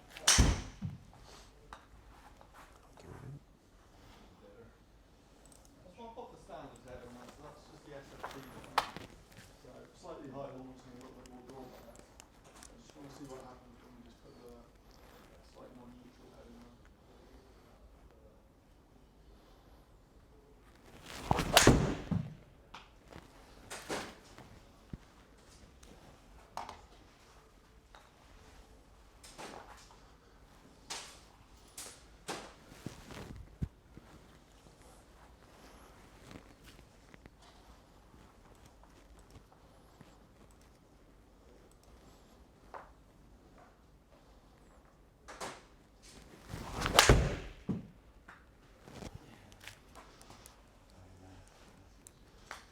Not sure I'm keen on that. Yeah. Anything about doesn't feel good, doesn't sound good. Yeah. But the strike's not been good. Yeah. Just doesn't feel like I can swing it that well. Yeah. It's just not. Yeah, I mean, only a couple of swings in there, but it didn't time anywhere near as much as well as the other setups did so far. Again, that could be just visuals of it maybe not doing it for you. Sometimes just particular heads on particular shafts for particular golfers as well, just because of where the centre of gravity is and the geometry of the head. They don't always swing as well. I do tend to find that with woods in particular. Yeah. Certain heads and different shafts for certain players work really nicely. Yeah. Which is sometimes why you'll get certain golfers, they'll match a head and a shaft together and you'll see them play it for a long time. It's really difficult for them to get it out of the bag. I think Rory had that with the Stealth. You know, he found a really good shaft head combination. He struggled to get into the Stealth 2 a little bit. He's obviously gone into this new driver, which he seems to be hitting really nicely. But you know, Tiger was already somebody who'd get a combo. He's done it for a long, long time, you know, because it's just like, well, unless he can beat it, I'm not going to move, you know. Probably drove his manufacturer's contracts. Well, even that one that went straight, I felt like almost it was a bit of a rescue with the hands, and just didn't feel a good swing to actually get it to make a good shot. No problem. This one is the Srixon ZX7. Again, you could combo this into the blade, the Z forged. This is a little bit bigger in terms of the top line, and just typically, because of the construction, it tends to be slightly higher pitched as well, a little bit harder in its acoustic. So again, it's just going to be whether you like it, but I think you've got to throw it into the equation now because it's one of the best heads in the market. Okay, wow. It's very well thought of, very powerful typically. Don't hear much restriction, do you? They just don't sponsor enough people. Yeah, well, you know, obviously, but the guys that they have got in their stable now, you know, you've got Brooks Koepka, you've got Shane Lowry. Oh right, okay. Hideki Matsuyama. They're certainly, you know, they're huge in the Asian market, but they're making their way into certainly the European market and the US market now as well with the guys that they're starting to bring on board. You do see quite a few on the DP Tour now playing Srixon gear. I mean, they've made quality irons and they've made quality woods and irons, and they're paired with Cleveland, so they've made quality wedges now for quite some time. But again, it's that marketing machine. It's just you don't hear, exactly. Quite in the realms of TaylorMade and Callaway and Titleist and Ping. So, I guess you don't hear much from Mizuno either, really, do you? No, exactly. Well, that's what I mean. I think that's more of they target. I think probably their marketing. They target more the Asian market. So. Yeah. To be honest, it's not really much higher than what you're getting with the Prelude.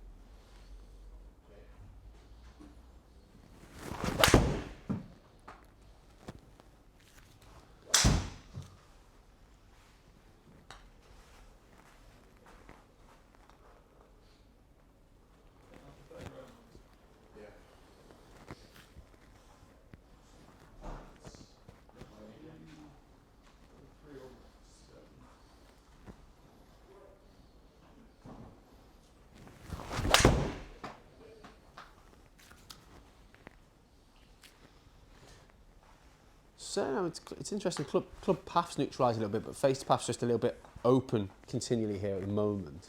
Just marginally. Dynamics are just, previously you were a little bit more inside and just squaring the face off just a little bit more.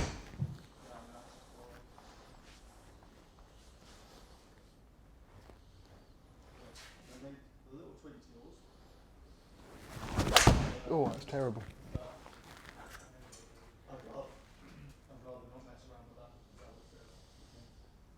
That's off the planet. How do you feel like visually looking at that head? I like the look of it. Yeah. Is it a slightly thicker top line maybe? Yeah, bigger top lines. Yeah, it looks nice. It probably feels a bit heavy. Feels maybe a bit heavier. Okay, let me just take the weight off of it then. Just drop that off. There we go. See how that feels now. Swing weight can be something that is particular to particular heads as well. So yeah. Maybe just dropping a bit of swing weight off it, you might find that a bit better now.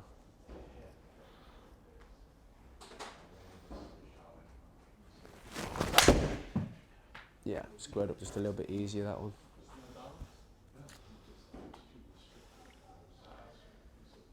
I like that shape. Yeah.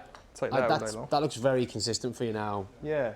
Is this a slightly stiffer shaft maybe? Or it's not stiffer than what you've come from. Oh, You know, right, the S300s.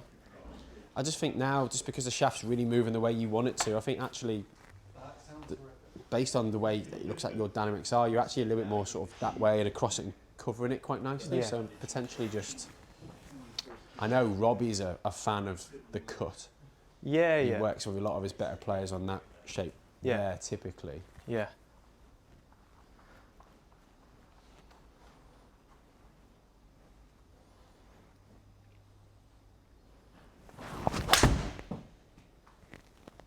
Definitely, since we dropped the weight off, a bit easier for you to square up. Yeah, that was a bit bottomy and horrible. Anything moving you away from the No, not there. Mizuno or the TaylorMade? No, I don't think so. Yeah, it's a bit, right. It's a bit firmer, higher pitched acoustic as you can sort of hear with it. Yeah. I haven't picked up a Mizuno option because, sorry, a ping option I should say, because I just feel like you're looking at the I series, which is a bit bigger, more of a cavity back.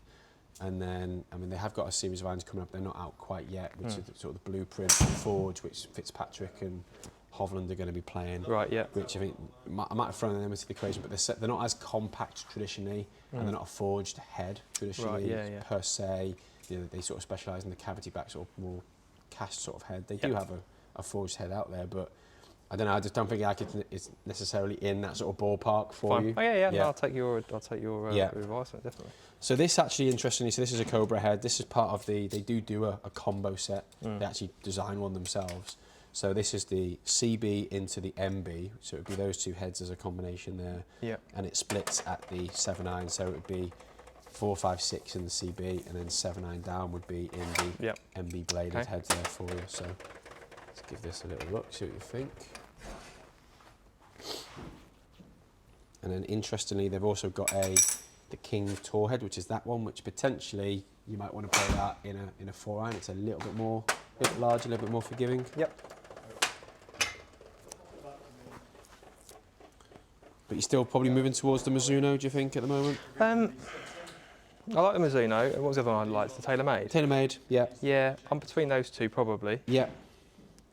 I think probably worth hitting the TaylorMade bladed head as well. The 7MB, which is that head right there. Yeah. Which actually the guys who do play the blades in TaylorMade, that's the head, pretty much the head design that they use. Rory's got his own head and DJ's got his own head. That's a nice looking club. Yeah, yeah. So I mean, interestingly enough, Justin Rose moved to these. He's uncontracted. Oh, really? And he tested these. So when he won back earlier in the year at Pebble Beach, he was playing this combo set. Right. Okay. Seeing as I swing it like him, then it should work, right? He's had another good season again. Yeah. Timeless.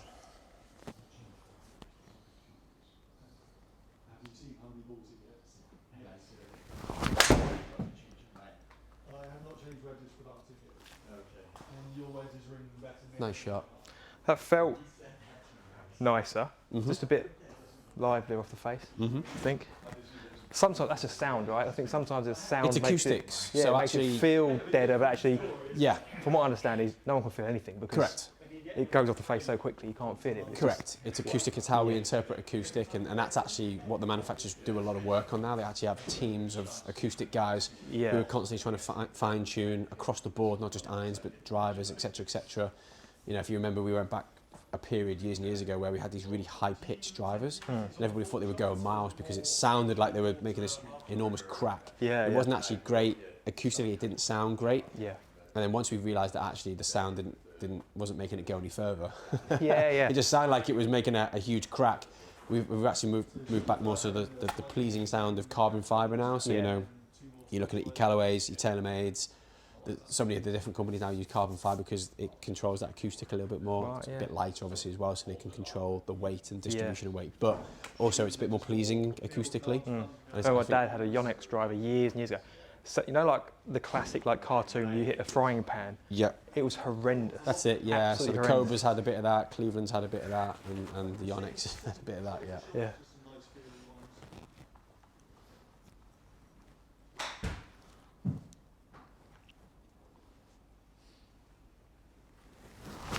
Oh, that's bad. Get rid of him. More on that one.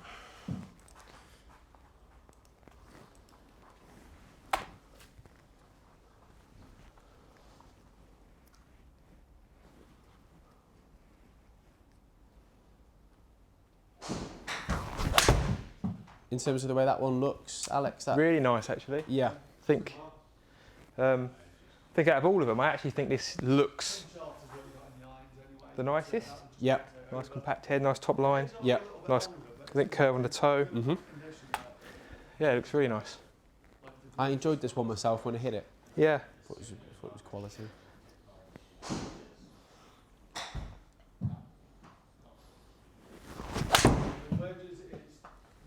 Yeah, nice strike, great ball speed. A little bit spinnier, but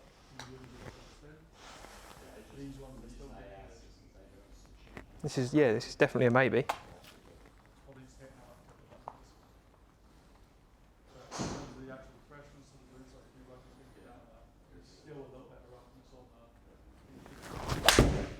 Where's over the top?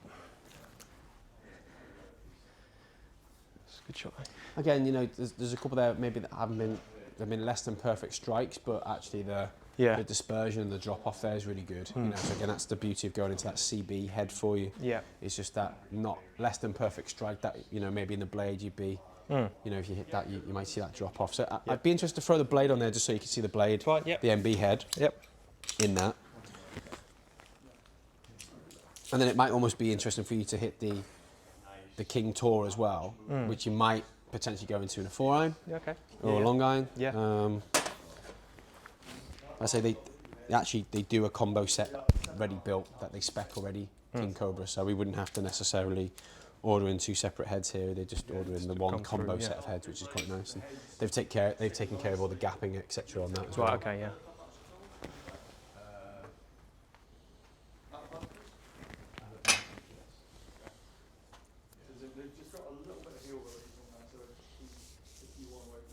So what sort of brought you back to the game then after being away for a while? Just some people drift away and they don't come back. I think, you know, with just life, with kids and with work, you literally end up doing nothing for yourself. Like get up in the morning, sort the kids out, go to work. Come home, sort the kids out, do more work. Get up, repeat. So it's just having something. For me, really. A bit of time, exactly. And you know, I was never a world beater, but I was all right. It seems a shame not to try and. It's also a game you can play till you know, competitively until you're much older, right? So So just try and play a bit more. It's just like you said, it's that expectation of when I used to play a lot versus now when I play. It's just kind of it's never going to be probably quite as good. But you can also enjoy it a little bit more because I feel like when you go out with a little less expectation on your shoulders, you're not, you know, if you do have that day where you're not quite on it, you kind of give yourself a little bit more slack than, you know, when you're practicing all week and then you go out, it can be quite disappointing. If you go out and play and you think, well, I haven't hit balls for 2 weeks, so don't quite know what's going to come out. So it's almost amazing, a bonus. It's amazing how often you play well. Exactly, Zero expectation. Don't get in your own way. Okay, this is the Cobra, this is the MB head, the blade head.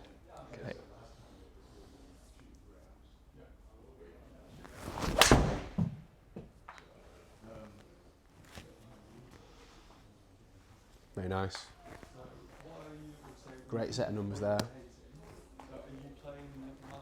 Yeah.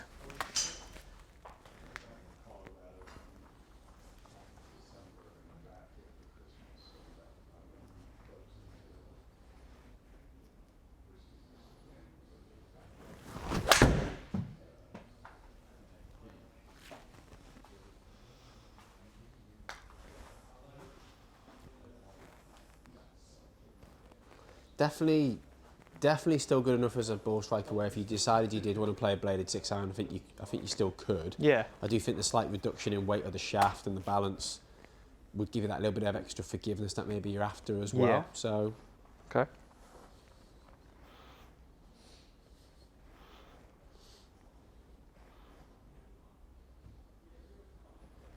A little bit left, but it's going to be well hit.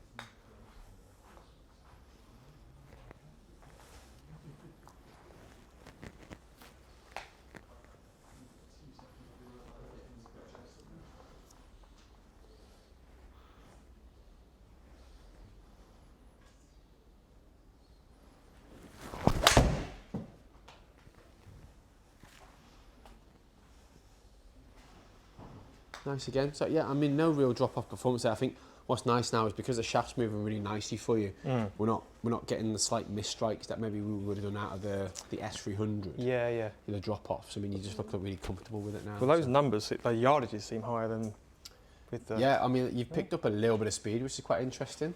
Which again, just probably, obviously warmed up in the session now in the middle of, we're 70 shots in. But also the slight reduction in weight in the shaft potentially just allowing you to just move it a little bit quicker, a little bit easier. You were pretty much bang on 92, right? So for that 1.5 miles an hour is translating into ball speed and therefore distance. Yeah. But actually that head did a really nice job of controlling the spin for you as well, the blade, just because of where the centre of gravity is. So.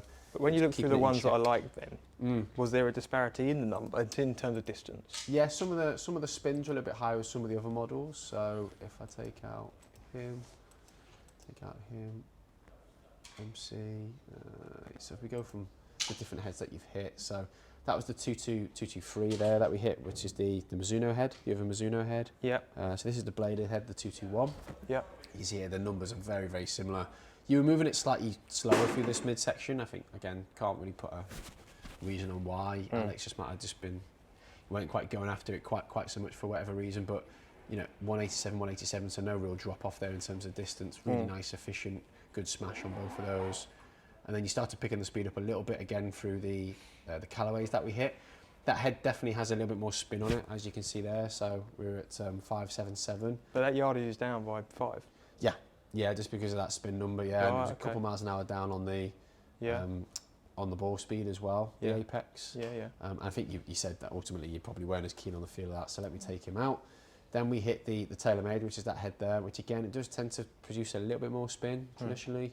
What I've noticed, good for ball speed, but because of that, it's that spins on the high down. side. Is that probably too high? I'd say maximum I want you to be is probably 5.5. Yeah. Anywhere between 5 and 5.5 is good. Obviously, if you slightly turn it over, you'll be closer to 5, and if you sort of cut it, you'll be closer to 5.5. So anywhere in that sort of range there, 500 RPM is nice, but anything above that 5.8, it does concern me a little bit that we start to see it maybe fly up a little bit in the shorter irons. That's probably my only concern. So that'll probably be my only concern there. It can be obviously based on the strikes that you hit as well. And they all were, as you can see on the screen there, ever so slight fades as well. Yeah. But that is a little bit higher, no two ways about that. Then we've got the Cobra, the CB. Again, interestingly enough, the spin was a little bit higher on that one. Yep. And then as we got into the MB, where the centre of gravity is a little bit higher, slightly different launch. And so you're actually launching it a little bit lower, just keeping the spin rate down a little bit, and you're back up to 188 again. But you were moving it a bit quicker here. Yeah. Up to sort of 90, or close to 94 again there, so good speed. If I slow down after a load of balls.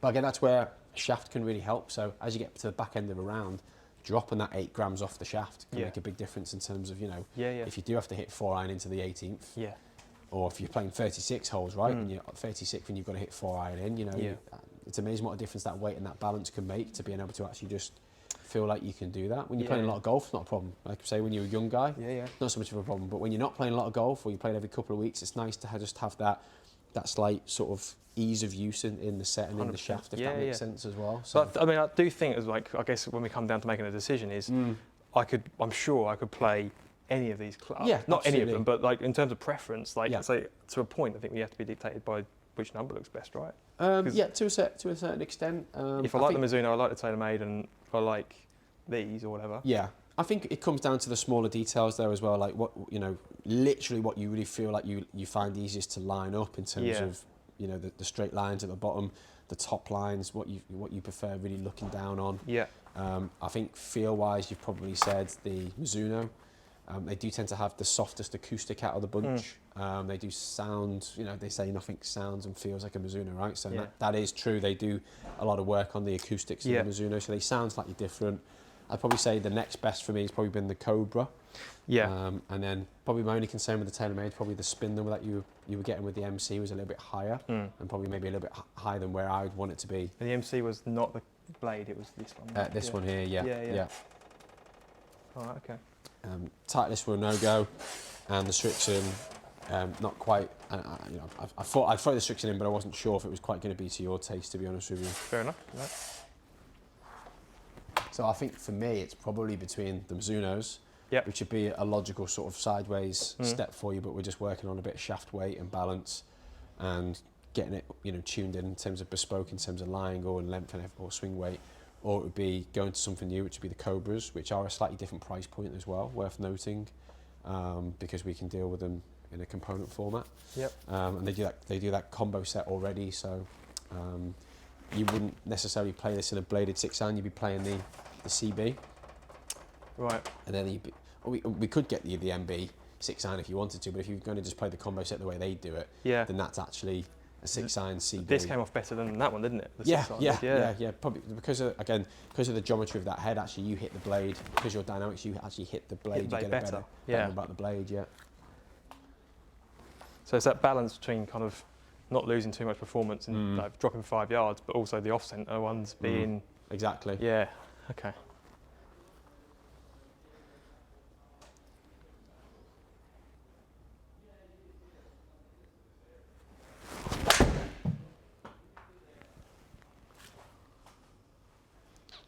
But you don't really get much drop off in this head. It's interesting. I mean, you do get more forgiving bladed heads now as well. No two ways about it. They do work on the bladed heads now as well. Make them a bit more forgiving, Yeah, I think more so than where they were maybe 20 years ago. Yeah. They do have multi-materials in the bladed head now as well.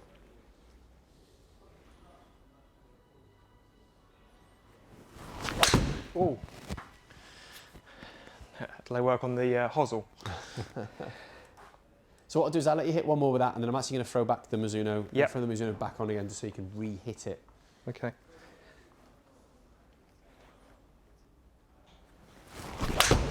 Ooh. Two dreadful ones to finish. What I probably would say, Alex, is I feel like probably whatever setup you go for in the 4-iron, it would be worth going into the cavity-backed version. Yeah. So if you decided, actually, do you know what, I'm going to go blade 5-iron down in the MP range or in these Cobras, then in the 4-iron I would still go into the CB head in either of them, to be completely honest. No, that makes sense. Throw back the 221.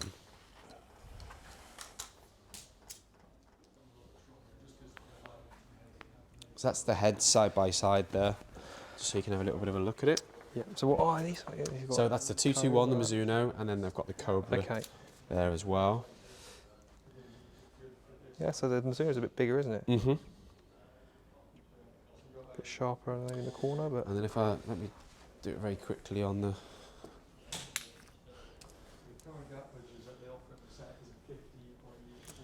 Just re-shaft up the CB head as well.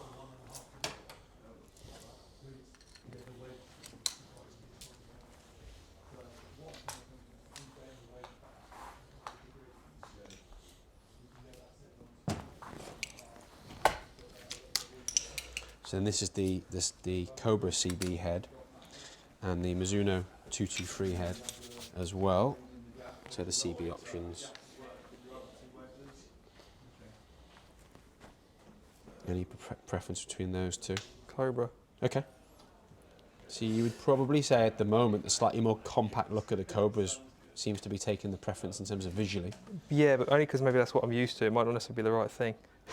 Well, no, but I mean, but the numbers are so, you know, similar. Yeah. That ultimately, I mean, it does come down to a little bit of visuals, what you prefer the look of, I think, here, to be honest with you. I definitely prefer the look of that one. Over the 223. Yeah, it just looks a bit sharper. Yep. Less rounded. Mm-hmm. Same with that one, doesn't it? Yep. Okay, well, let's hit the Mizuno, because I've been hitting the... Yep. I'm going to lose track of what they were. What do you want me to hit? The bladed? Bladed 221, just again, just to compare it against that Cobra MB that we've hit. Get that one off the screen as quick as possible.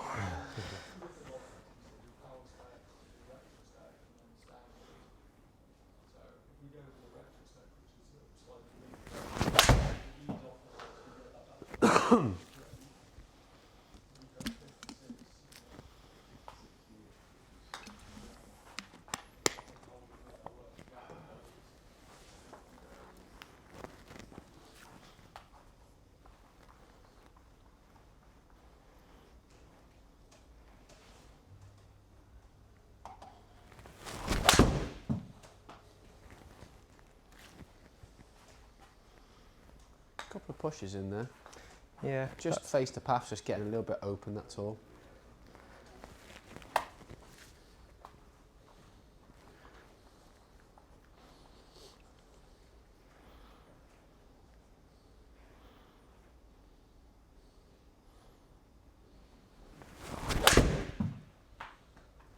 Better. Squared that one up a bit better. Yeah. There you go. Sort of back in that original dispersion circle that we had there. Yeah.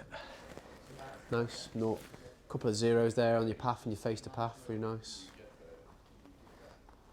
Yeah, you can do that. They have a 50-degree head, and you just go a little bit stronger than that.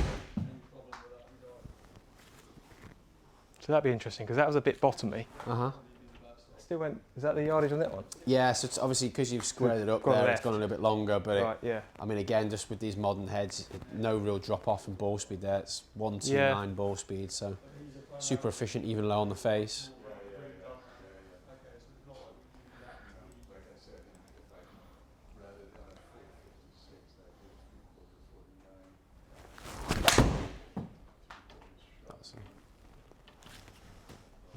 That felt a good swing. Yeah, that was a good swing, and that was nice contact there. Yeah.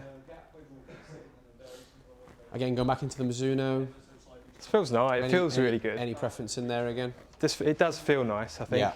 Yeah. I mean, or sound nice, I guess. But yeah, it does feel. I think out of all of them, it feels and sounds like the nicest one. Sounds the nicest probably. Yeah. Right. Yeah. Another one. Or? Yeah, I mean, look, right now I'm sort of being led by you a little bit here, right, because the numbers are in the right area. I think shaft looks really good when you do just put a swing on like that and you just square it up. The numbers are great.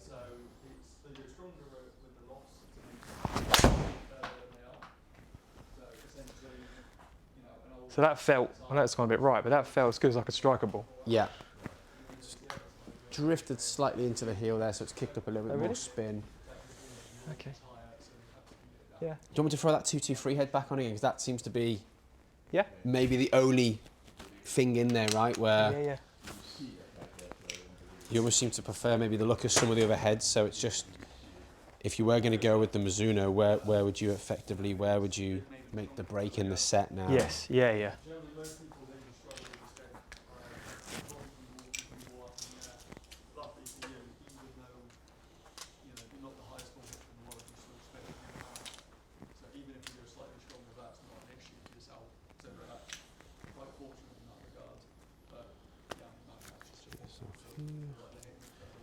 we go again. So that's again that 223 head.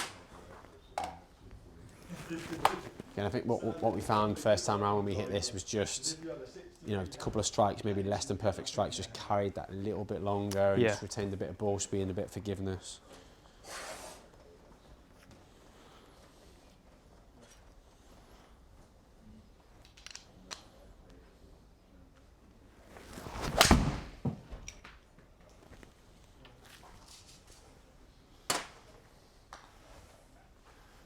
Very nice.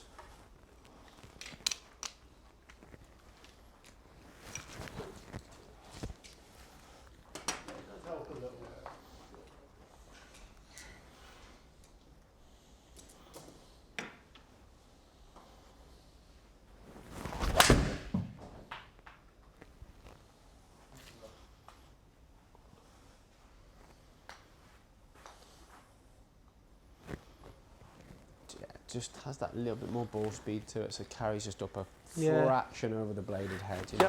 Just feels, just the weight of it all just feels, this feels the best setup, I think, in terms of weight. Just feels like it's just in the right place to hit it, you know? Sure.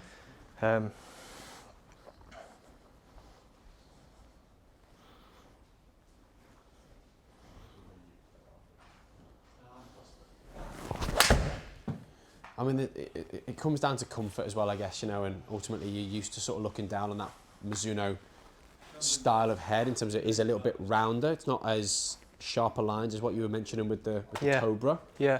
So I think that a little bit of that comes into it as well. I mean, you've hit them all now very similarly, to be honest with you, Alex. So the numbers, when we break the numbers down, are all very similar. The dispersions are very similar on them. So I think a little bit of it comes down to what you like the feel of, what you enjoy hitting the most here at the end of the day. Yeah.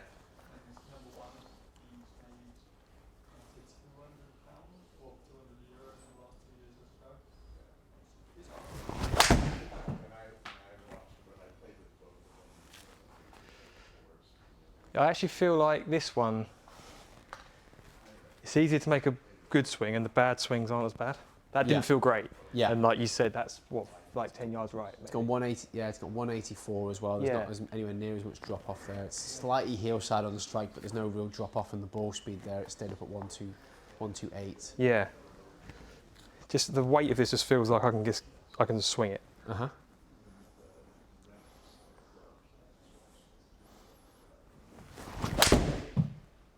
That was a really good move there. You see, you've absolutely ripped that one. That's as good as you've hit it today. You know, can't even see it coming down. But really good move. You know, you've a bit quicker, great ball speed, great strike, right out the middle of the meat of it. It's only taken 100 balls for a good swing. No, not at all. But you bang on there, Alex. Again, putting down in the optimizer, you're absolutely bang on where we want to be. Yeah. I feel like this one. On that? I feel like this one, just with the weight, this way it feels. Like I wouldn't say it's my favourite in terms of looks, but it looks good. Yeah. So I think it just feels like I've swung this and I can most consistent. So do you think you'd play this in the 6-5-4, or do you think you just play this in the 4-iron or 4 and 5 iron? Where do you want to break that set? Is it just completely? There's just completely personal choice. Because I feel like I'd go blade 8-9 wedge. Yep. And then, or is there benefit in having like a different wedge, or not really? In terms of the pitching wedge? Yeah. I'd say nowadays, especially if you're staying in a head like that, I would stay in the pitching wedge in the same set. To be honest with you, just because there is a little bit of tech in the blade head there that you've got as well. Yeah. You get the odd pro that goes with a Vokey pitching wedge, but actually they're not as many anymore. Yeah, and I feel like the drop off in distance might be quite. That's pretty much what the pros are experiencing as well. As sort of the rest of the set's got that little bit stronger now. Actually, the guys who play a pitching wedge and a Vokey, etc., there's a few less of those guys, so they've defaulted back to the pitching wedge in the set. So most of the bladed guys, like a Rory, for example, plays a pitching wedge in the TaylorMade blade, for example. Yeah. And same with the Mizuno guys. So yeah, I'd be inclined to just say go back into the Mizuno pitching wedge. Yep. I think where this combo set might work nicely for you is pitching wedge, 9-iron, 8-iron, 7-iron in the blade. Yeah. And then just based on what you've said there, wanting that little bit of forgiveness, 2-2-3, which is the cavity back head that you've got here, 6-5-4-iron in that. Okay, as long as you're happy with that, Alex. So you wouldn't go 7 in this? No, I'd probably stay 7 in the blade, I think. Okay. Yeah, I think that's where I'd break the set, because most combo sets go 7-iron in the blade. Right. Okay. To be honest with you, like the Cobra set would still be a bladed 7-iron. Yeah.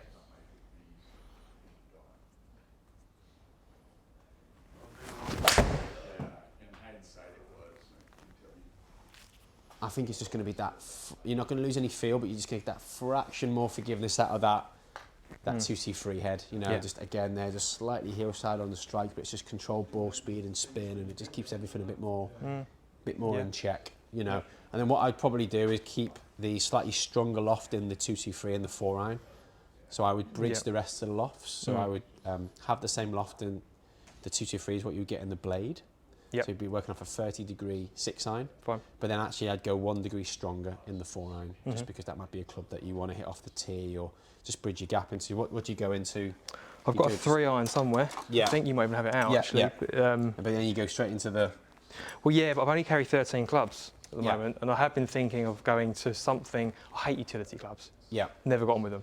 Yeah. But maybe like a 6-wood or a 7-wood or something, like a knocked down 7 or a knocked up 5. Yeah. Because it's like for me in par 5, it's either that 3-iron which goes like that, yeah, which is great off a tee, but not great into greens. Yeah. Or a 3-wood. There's quite a big gap there. Yeah.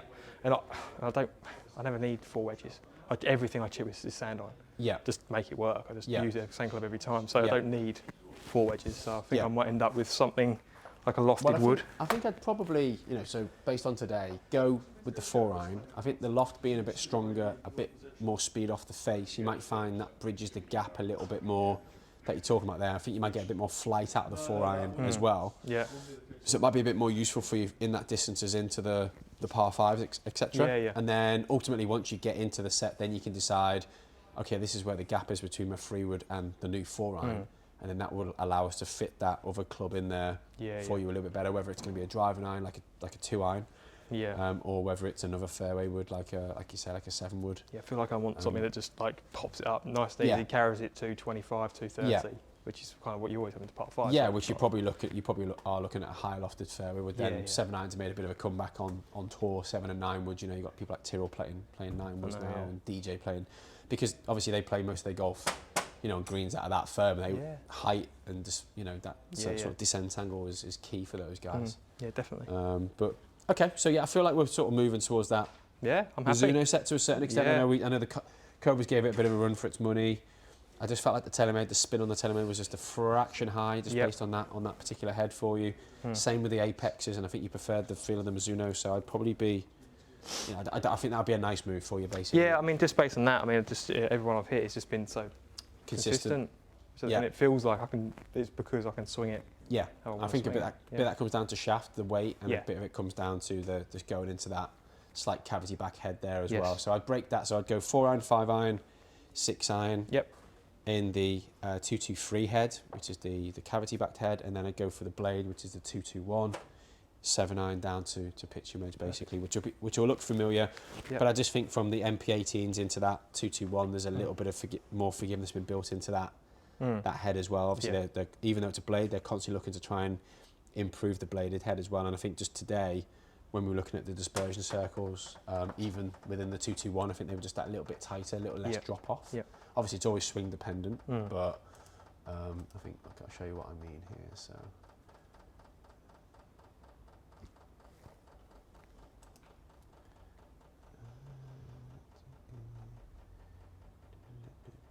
that's the 223, and that's the 221. 6-iron. Right, we've hit a few more shots with the 221 and the 223 now, but So the white ones are my ones. The white one was your original set, yeah. And there was one that I took out, which was a slight miss hit, which was sort of in this region here, about 175. But as I say, we weren't looking to change the numbers dramatically today, but I do feel like, whereas dispersion was a little bit this way, and then you turned it a little bit that way with yours, which could be a little bit down to balance and weight of shaft. When you get something which is heavy weight and heavy balance, typically that means that you have to use your hands to square it up, so you can either leave the face open and push it, or turn it over too much and drag it. You've got a nice nucleus of really nice neutral shots in there. Yeah. I know we faded a couple out here. I think we went through a bit of there was a few swings in there where we were just leaving the face open, and once I sort of said, I'll just square it up a bit more, you started getting back into more of that nucleus again there, basically. So not masses in there, and in terms of the numbers, again, pretty similar, but I think club head speed, I think you will gain a little bit with the reduced weight of the 120. Yeah.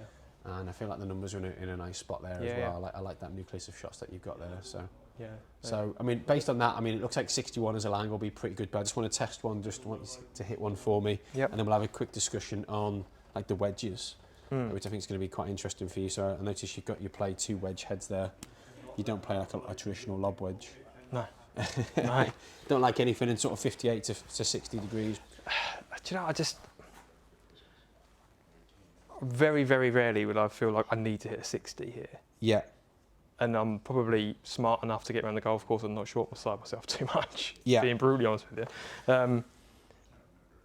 So yeah, and I kind of feel like because I've carried 13 clubs at the moment, I think probably I'd end up saving more shots if I got myself a 7-wood into par 5s than I would on the occasional time I think, well, 56 doesn't do the job. Really. Okay.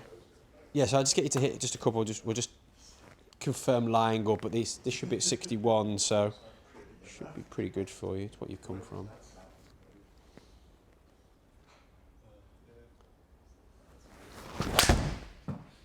Slight push.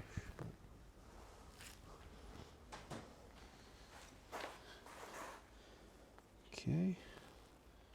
Shall I wipe that off? No, just keep that on. That's fine. We know where that one is. Pretty much in the middle of the face, but if anything, it's shown ever so slightly toe down a little bit there. Okay. It was a push.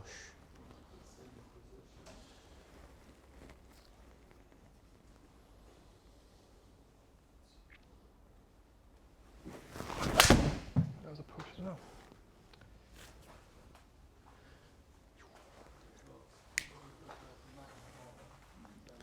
Same again, is that a little bit toe down? No, that's pretty much straight up the face. Let's go one more. Visually looking down on that, how do you feel about that lie angle? Yeah, nice. Yeah.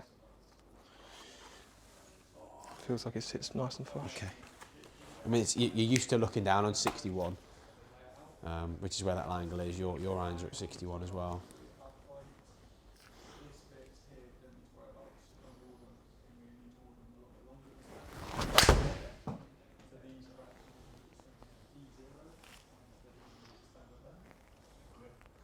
Definitely had got back end of the fit had a bit more. I mean, and there's face is just open, but I can't really. You weren't doing that necessarily in the middle part of it. So, but you can see there that the lines are looking straight up the face there, Alex, which is what we're after. So, 61's in a good spot for you. And again, that as a length, that's just a fraction shorter for you as well at 37 and a half. So, but again, I think that just makes them a little bit more user friendly for you, especially in the 4-iron. Okay, so that'd be 2-2. So. That's iron set up there. I'll show you what we're talking about spec-wise with the pitching wedge, and then we'll talk about wedges.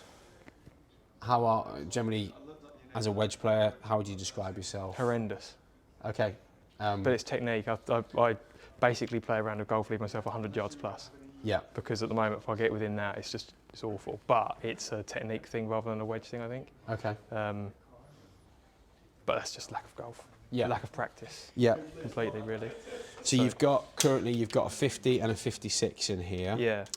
So a really good chipper. So that 56 I love. I just use it all the time. Yeah. Really good chipper. I guess from wedge distance out, it's just I'm not a great player. So what 100 yards you default to the 50, would you? I go 100 yards. I go 50. I'd never hit like a 56 any further than 60 yards probably. I just always like to kind of chip in a 50 more so. Yeah. Unless it really calls for it or whatever. And within 120 I'd go to a wedge and upwards really. Yeah. But you're just not a very good wedge player. Yeah. Really. Okay. What do you find? Just strike. Yeah. Just strike really, and definitely the shorter the shot gets, I think the harder I find to time it. But I think it's really a technique thing that I need to work on at the moment because. Like the shots I hit, a club couldn't change the shots I hit. Okay, so I mean, I guess the next question then is: Are you looking at new wedges today, or is it somewhere where you wanted to go away, work on technique with coach, and then? Yeah, I think I'd need to do that. I think because I think I need to definitely work on technique in a big way with the wedges, which would ultimately change. Groove-wise, you've got plenty of groove here, which probably shows how much you've used them. To be honest with you, but I mean, they look. Yeah, yeah. I mean, that one's a SM7, which is one of the older models, but that's got plenty of groove in it, and that's obviously one of the new ones, SM9. Yes. Got plenty of groove in it as well. That's probably newish, maybe last year or something, I can't remember. Yeah. I love chipping with it. Yeah. And bizarrely, like, I've got a really good chipping technique and I chip really nicely, and it's just I can't take it into like a 60. I just chunk it horrendously, or it's almost like the yips. Right. But I think it's I'm always been quite technically orientated. Yeah. Not a field player, I'm more of a technique player. Yeah. Hence why my chipping's got really good because I've worked on the sort of chipping technique. Yeah. I just know do that, and I'm not going to misstrike it. Yeah. So you're thinking about that rather than thinking about this. If I get to go stand over a wedge. Yeah. And I genuinely don't leave myself 60 yards. Okay. Just leave it like 120. Yeah. I know I'll hit the green. Rather than 60, I could just hit it 20 yards. Yeah. It's a technique thing, really. Right. Okay. So I do need to work on that. Start off a mat, Get onto a nice tight lie for grass. Yeah. Goes on that way. Go that way a little bit. Yeah. Okay. All right. Well, I mean, yeah. I mean, look, it could be something that you touch on with Robbie. Now you're working with him, and then when you feel like you've got maybe a bit more of a confidence in the system going on, come back in and we can open the discussion up again. I definitely think so. Yeah. I think once I know what move I'm trying to do and I can practice it a little bit and do it, it's like, right, let's get some wedges that suit this. I've just probably picked these off of a rack. Yeah. And just I mean, obviously these are dynamic gold. You've got an S300 in there, and this is an AMT white S300. So they tie in a little bit with what you've done there with the iron set previously. Yeah. For me, I like the idea of, if we're going KBS Tour V, probably going KBS Tour V wedge, which is 125. So it's a 5 gram sort of raise in weight, but then it's the wedge specific shaft, so it's a little bit softer in the tip section than the traditional just Tour V that we're doing in the irons. That being said, it just plays a little bit better on the softer shots. So it would be quite a simple sort of shaft choice, I think, in the wedges. Yeah. Unless you were absolutely drawn to a dynamic gold in terms of the balance of it, etc., etc. I mean, wedges are very, very personal, but that's where, based on what you said, I'd almost prefer you to go away, work on it, get your system sorted out and come back, and then have more of an in-detail conversation rather than just me going, oh, here you go, here's a set of wedges. Yeah. I think you've got to understand your technique in terms of what you're aiming to do, what you're looking for, and what your numbers need to look like, etc., etc. Well, I think it would be probably useful to come back and figure out both ends of the set, because I've got a driver I really like. Yeah. But since I've got that driver, I thought, well, I've got a 3-wood in the shaft I used to have in the driver, and if that driver works out well, then it's probably worth looking at a 3-wood in that shaft. Potentially, it doesn't always work that way because they're slightly different beasts in terms of the way they hit. But yeah, absolutely. But I think certainly you won't know what you need at the top end of the bag until you've hit the 4-iron in the new shaft setup with the new loft. At which point then you'll have the pitching wedge, so we'll know how far we need the gapping to be for the new wedges potentially as well. I mean, what you've got here, you've got an F grind, the higher bounce F grind, which is pretty traditional. Don't necessarily think you need to go into the higher bounce option in the F grind. They've got an 08 and a 12, but again, that would be sort of preference for you. Then you've got the S grind, which is a very neutral grind in your 56, which for me lends itself quite nicely to the UK conditions in terms of softer this time of year, firmer in the summer. It plays quite well across all those different conditions and can be used square or opened up. So it's a nice, for the sand wedge at 56, that's a nice grind. I think because I don't use a 60, I can't have too much bounce, otherwise I've got no option to exactly. do this. And if you're still using it to play fuller shots with, then the S grind's quite nice in that regard as well. So we might have been making a bit of a sideways step there anyway, to be completely honest. But it makes sense with like you say, with the shafts, just to I'd like to try and keep the balance and the weight quite similar. Especially with that one, I'm hitting full shots with that. Yeah. This one, like I say, I barely ever a half shot really. Yeah. Not one to try and smash a sand iron. Yeah. Okay. So did you want to just cover the irons today, and then we'll? I think let's do a couple of irons today, and then I think, like you said, once we understand sort of 4-iron distances, I need to plug the gap into I need a club into a par 5. It's a highlight, whether it's a 7-wood or whatever it might be, and then figure out the wedges once I can actually hit the ball with them. Okay, no problem. All right, so at which point then, last question for me would be grip size and grip type. What size glove do you wear? Medium. Medium, okay. And then if you just grip, so for example, just that one that you've got there, if you just grip that for me. Maybe looks a smidge on the small side. So what I'm judging that on is I'm just looking for fingertips to just be touching fleshy part of the palm there. Yeah. I normally go two layers of tape. Yeah. So let me two in total. Let me just grab those. Yeah.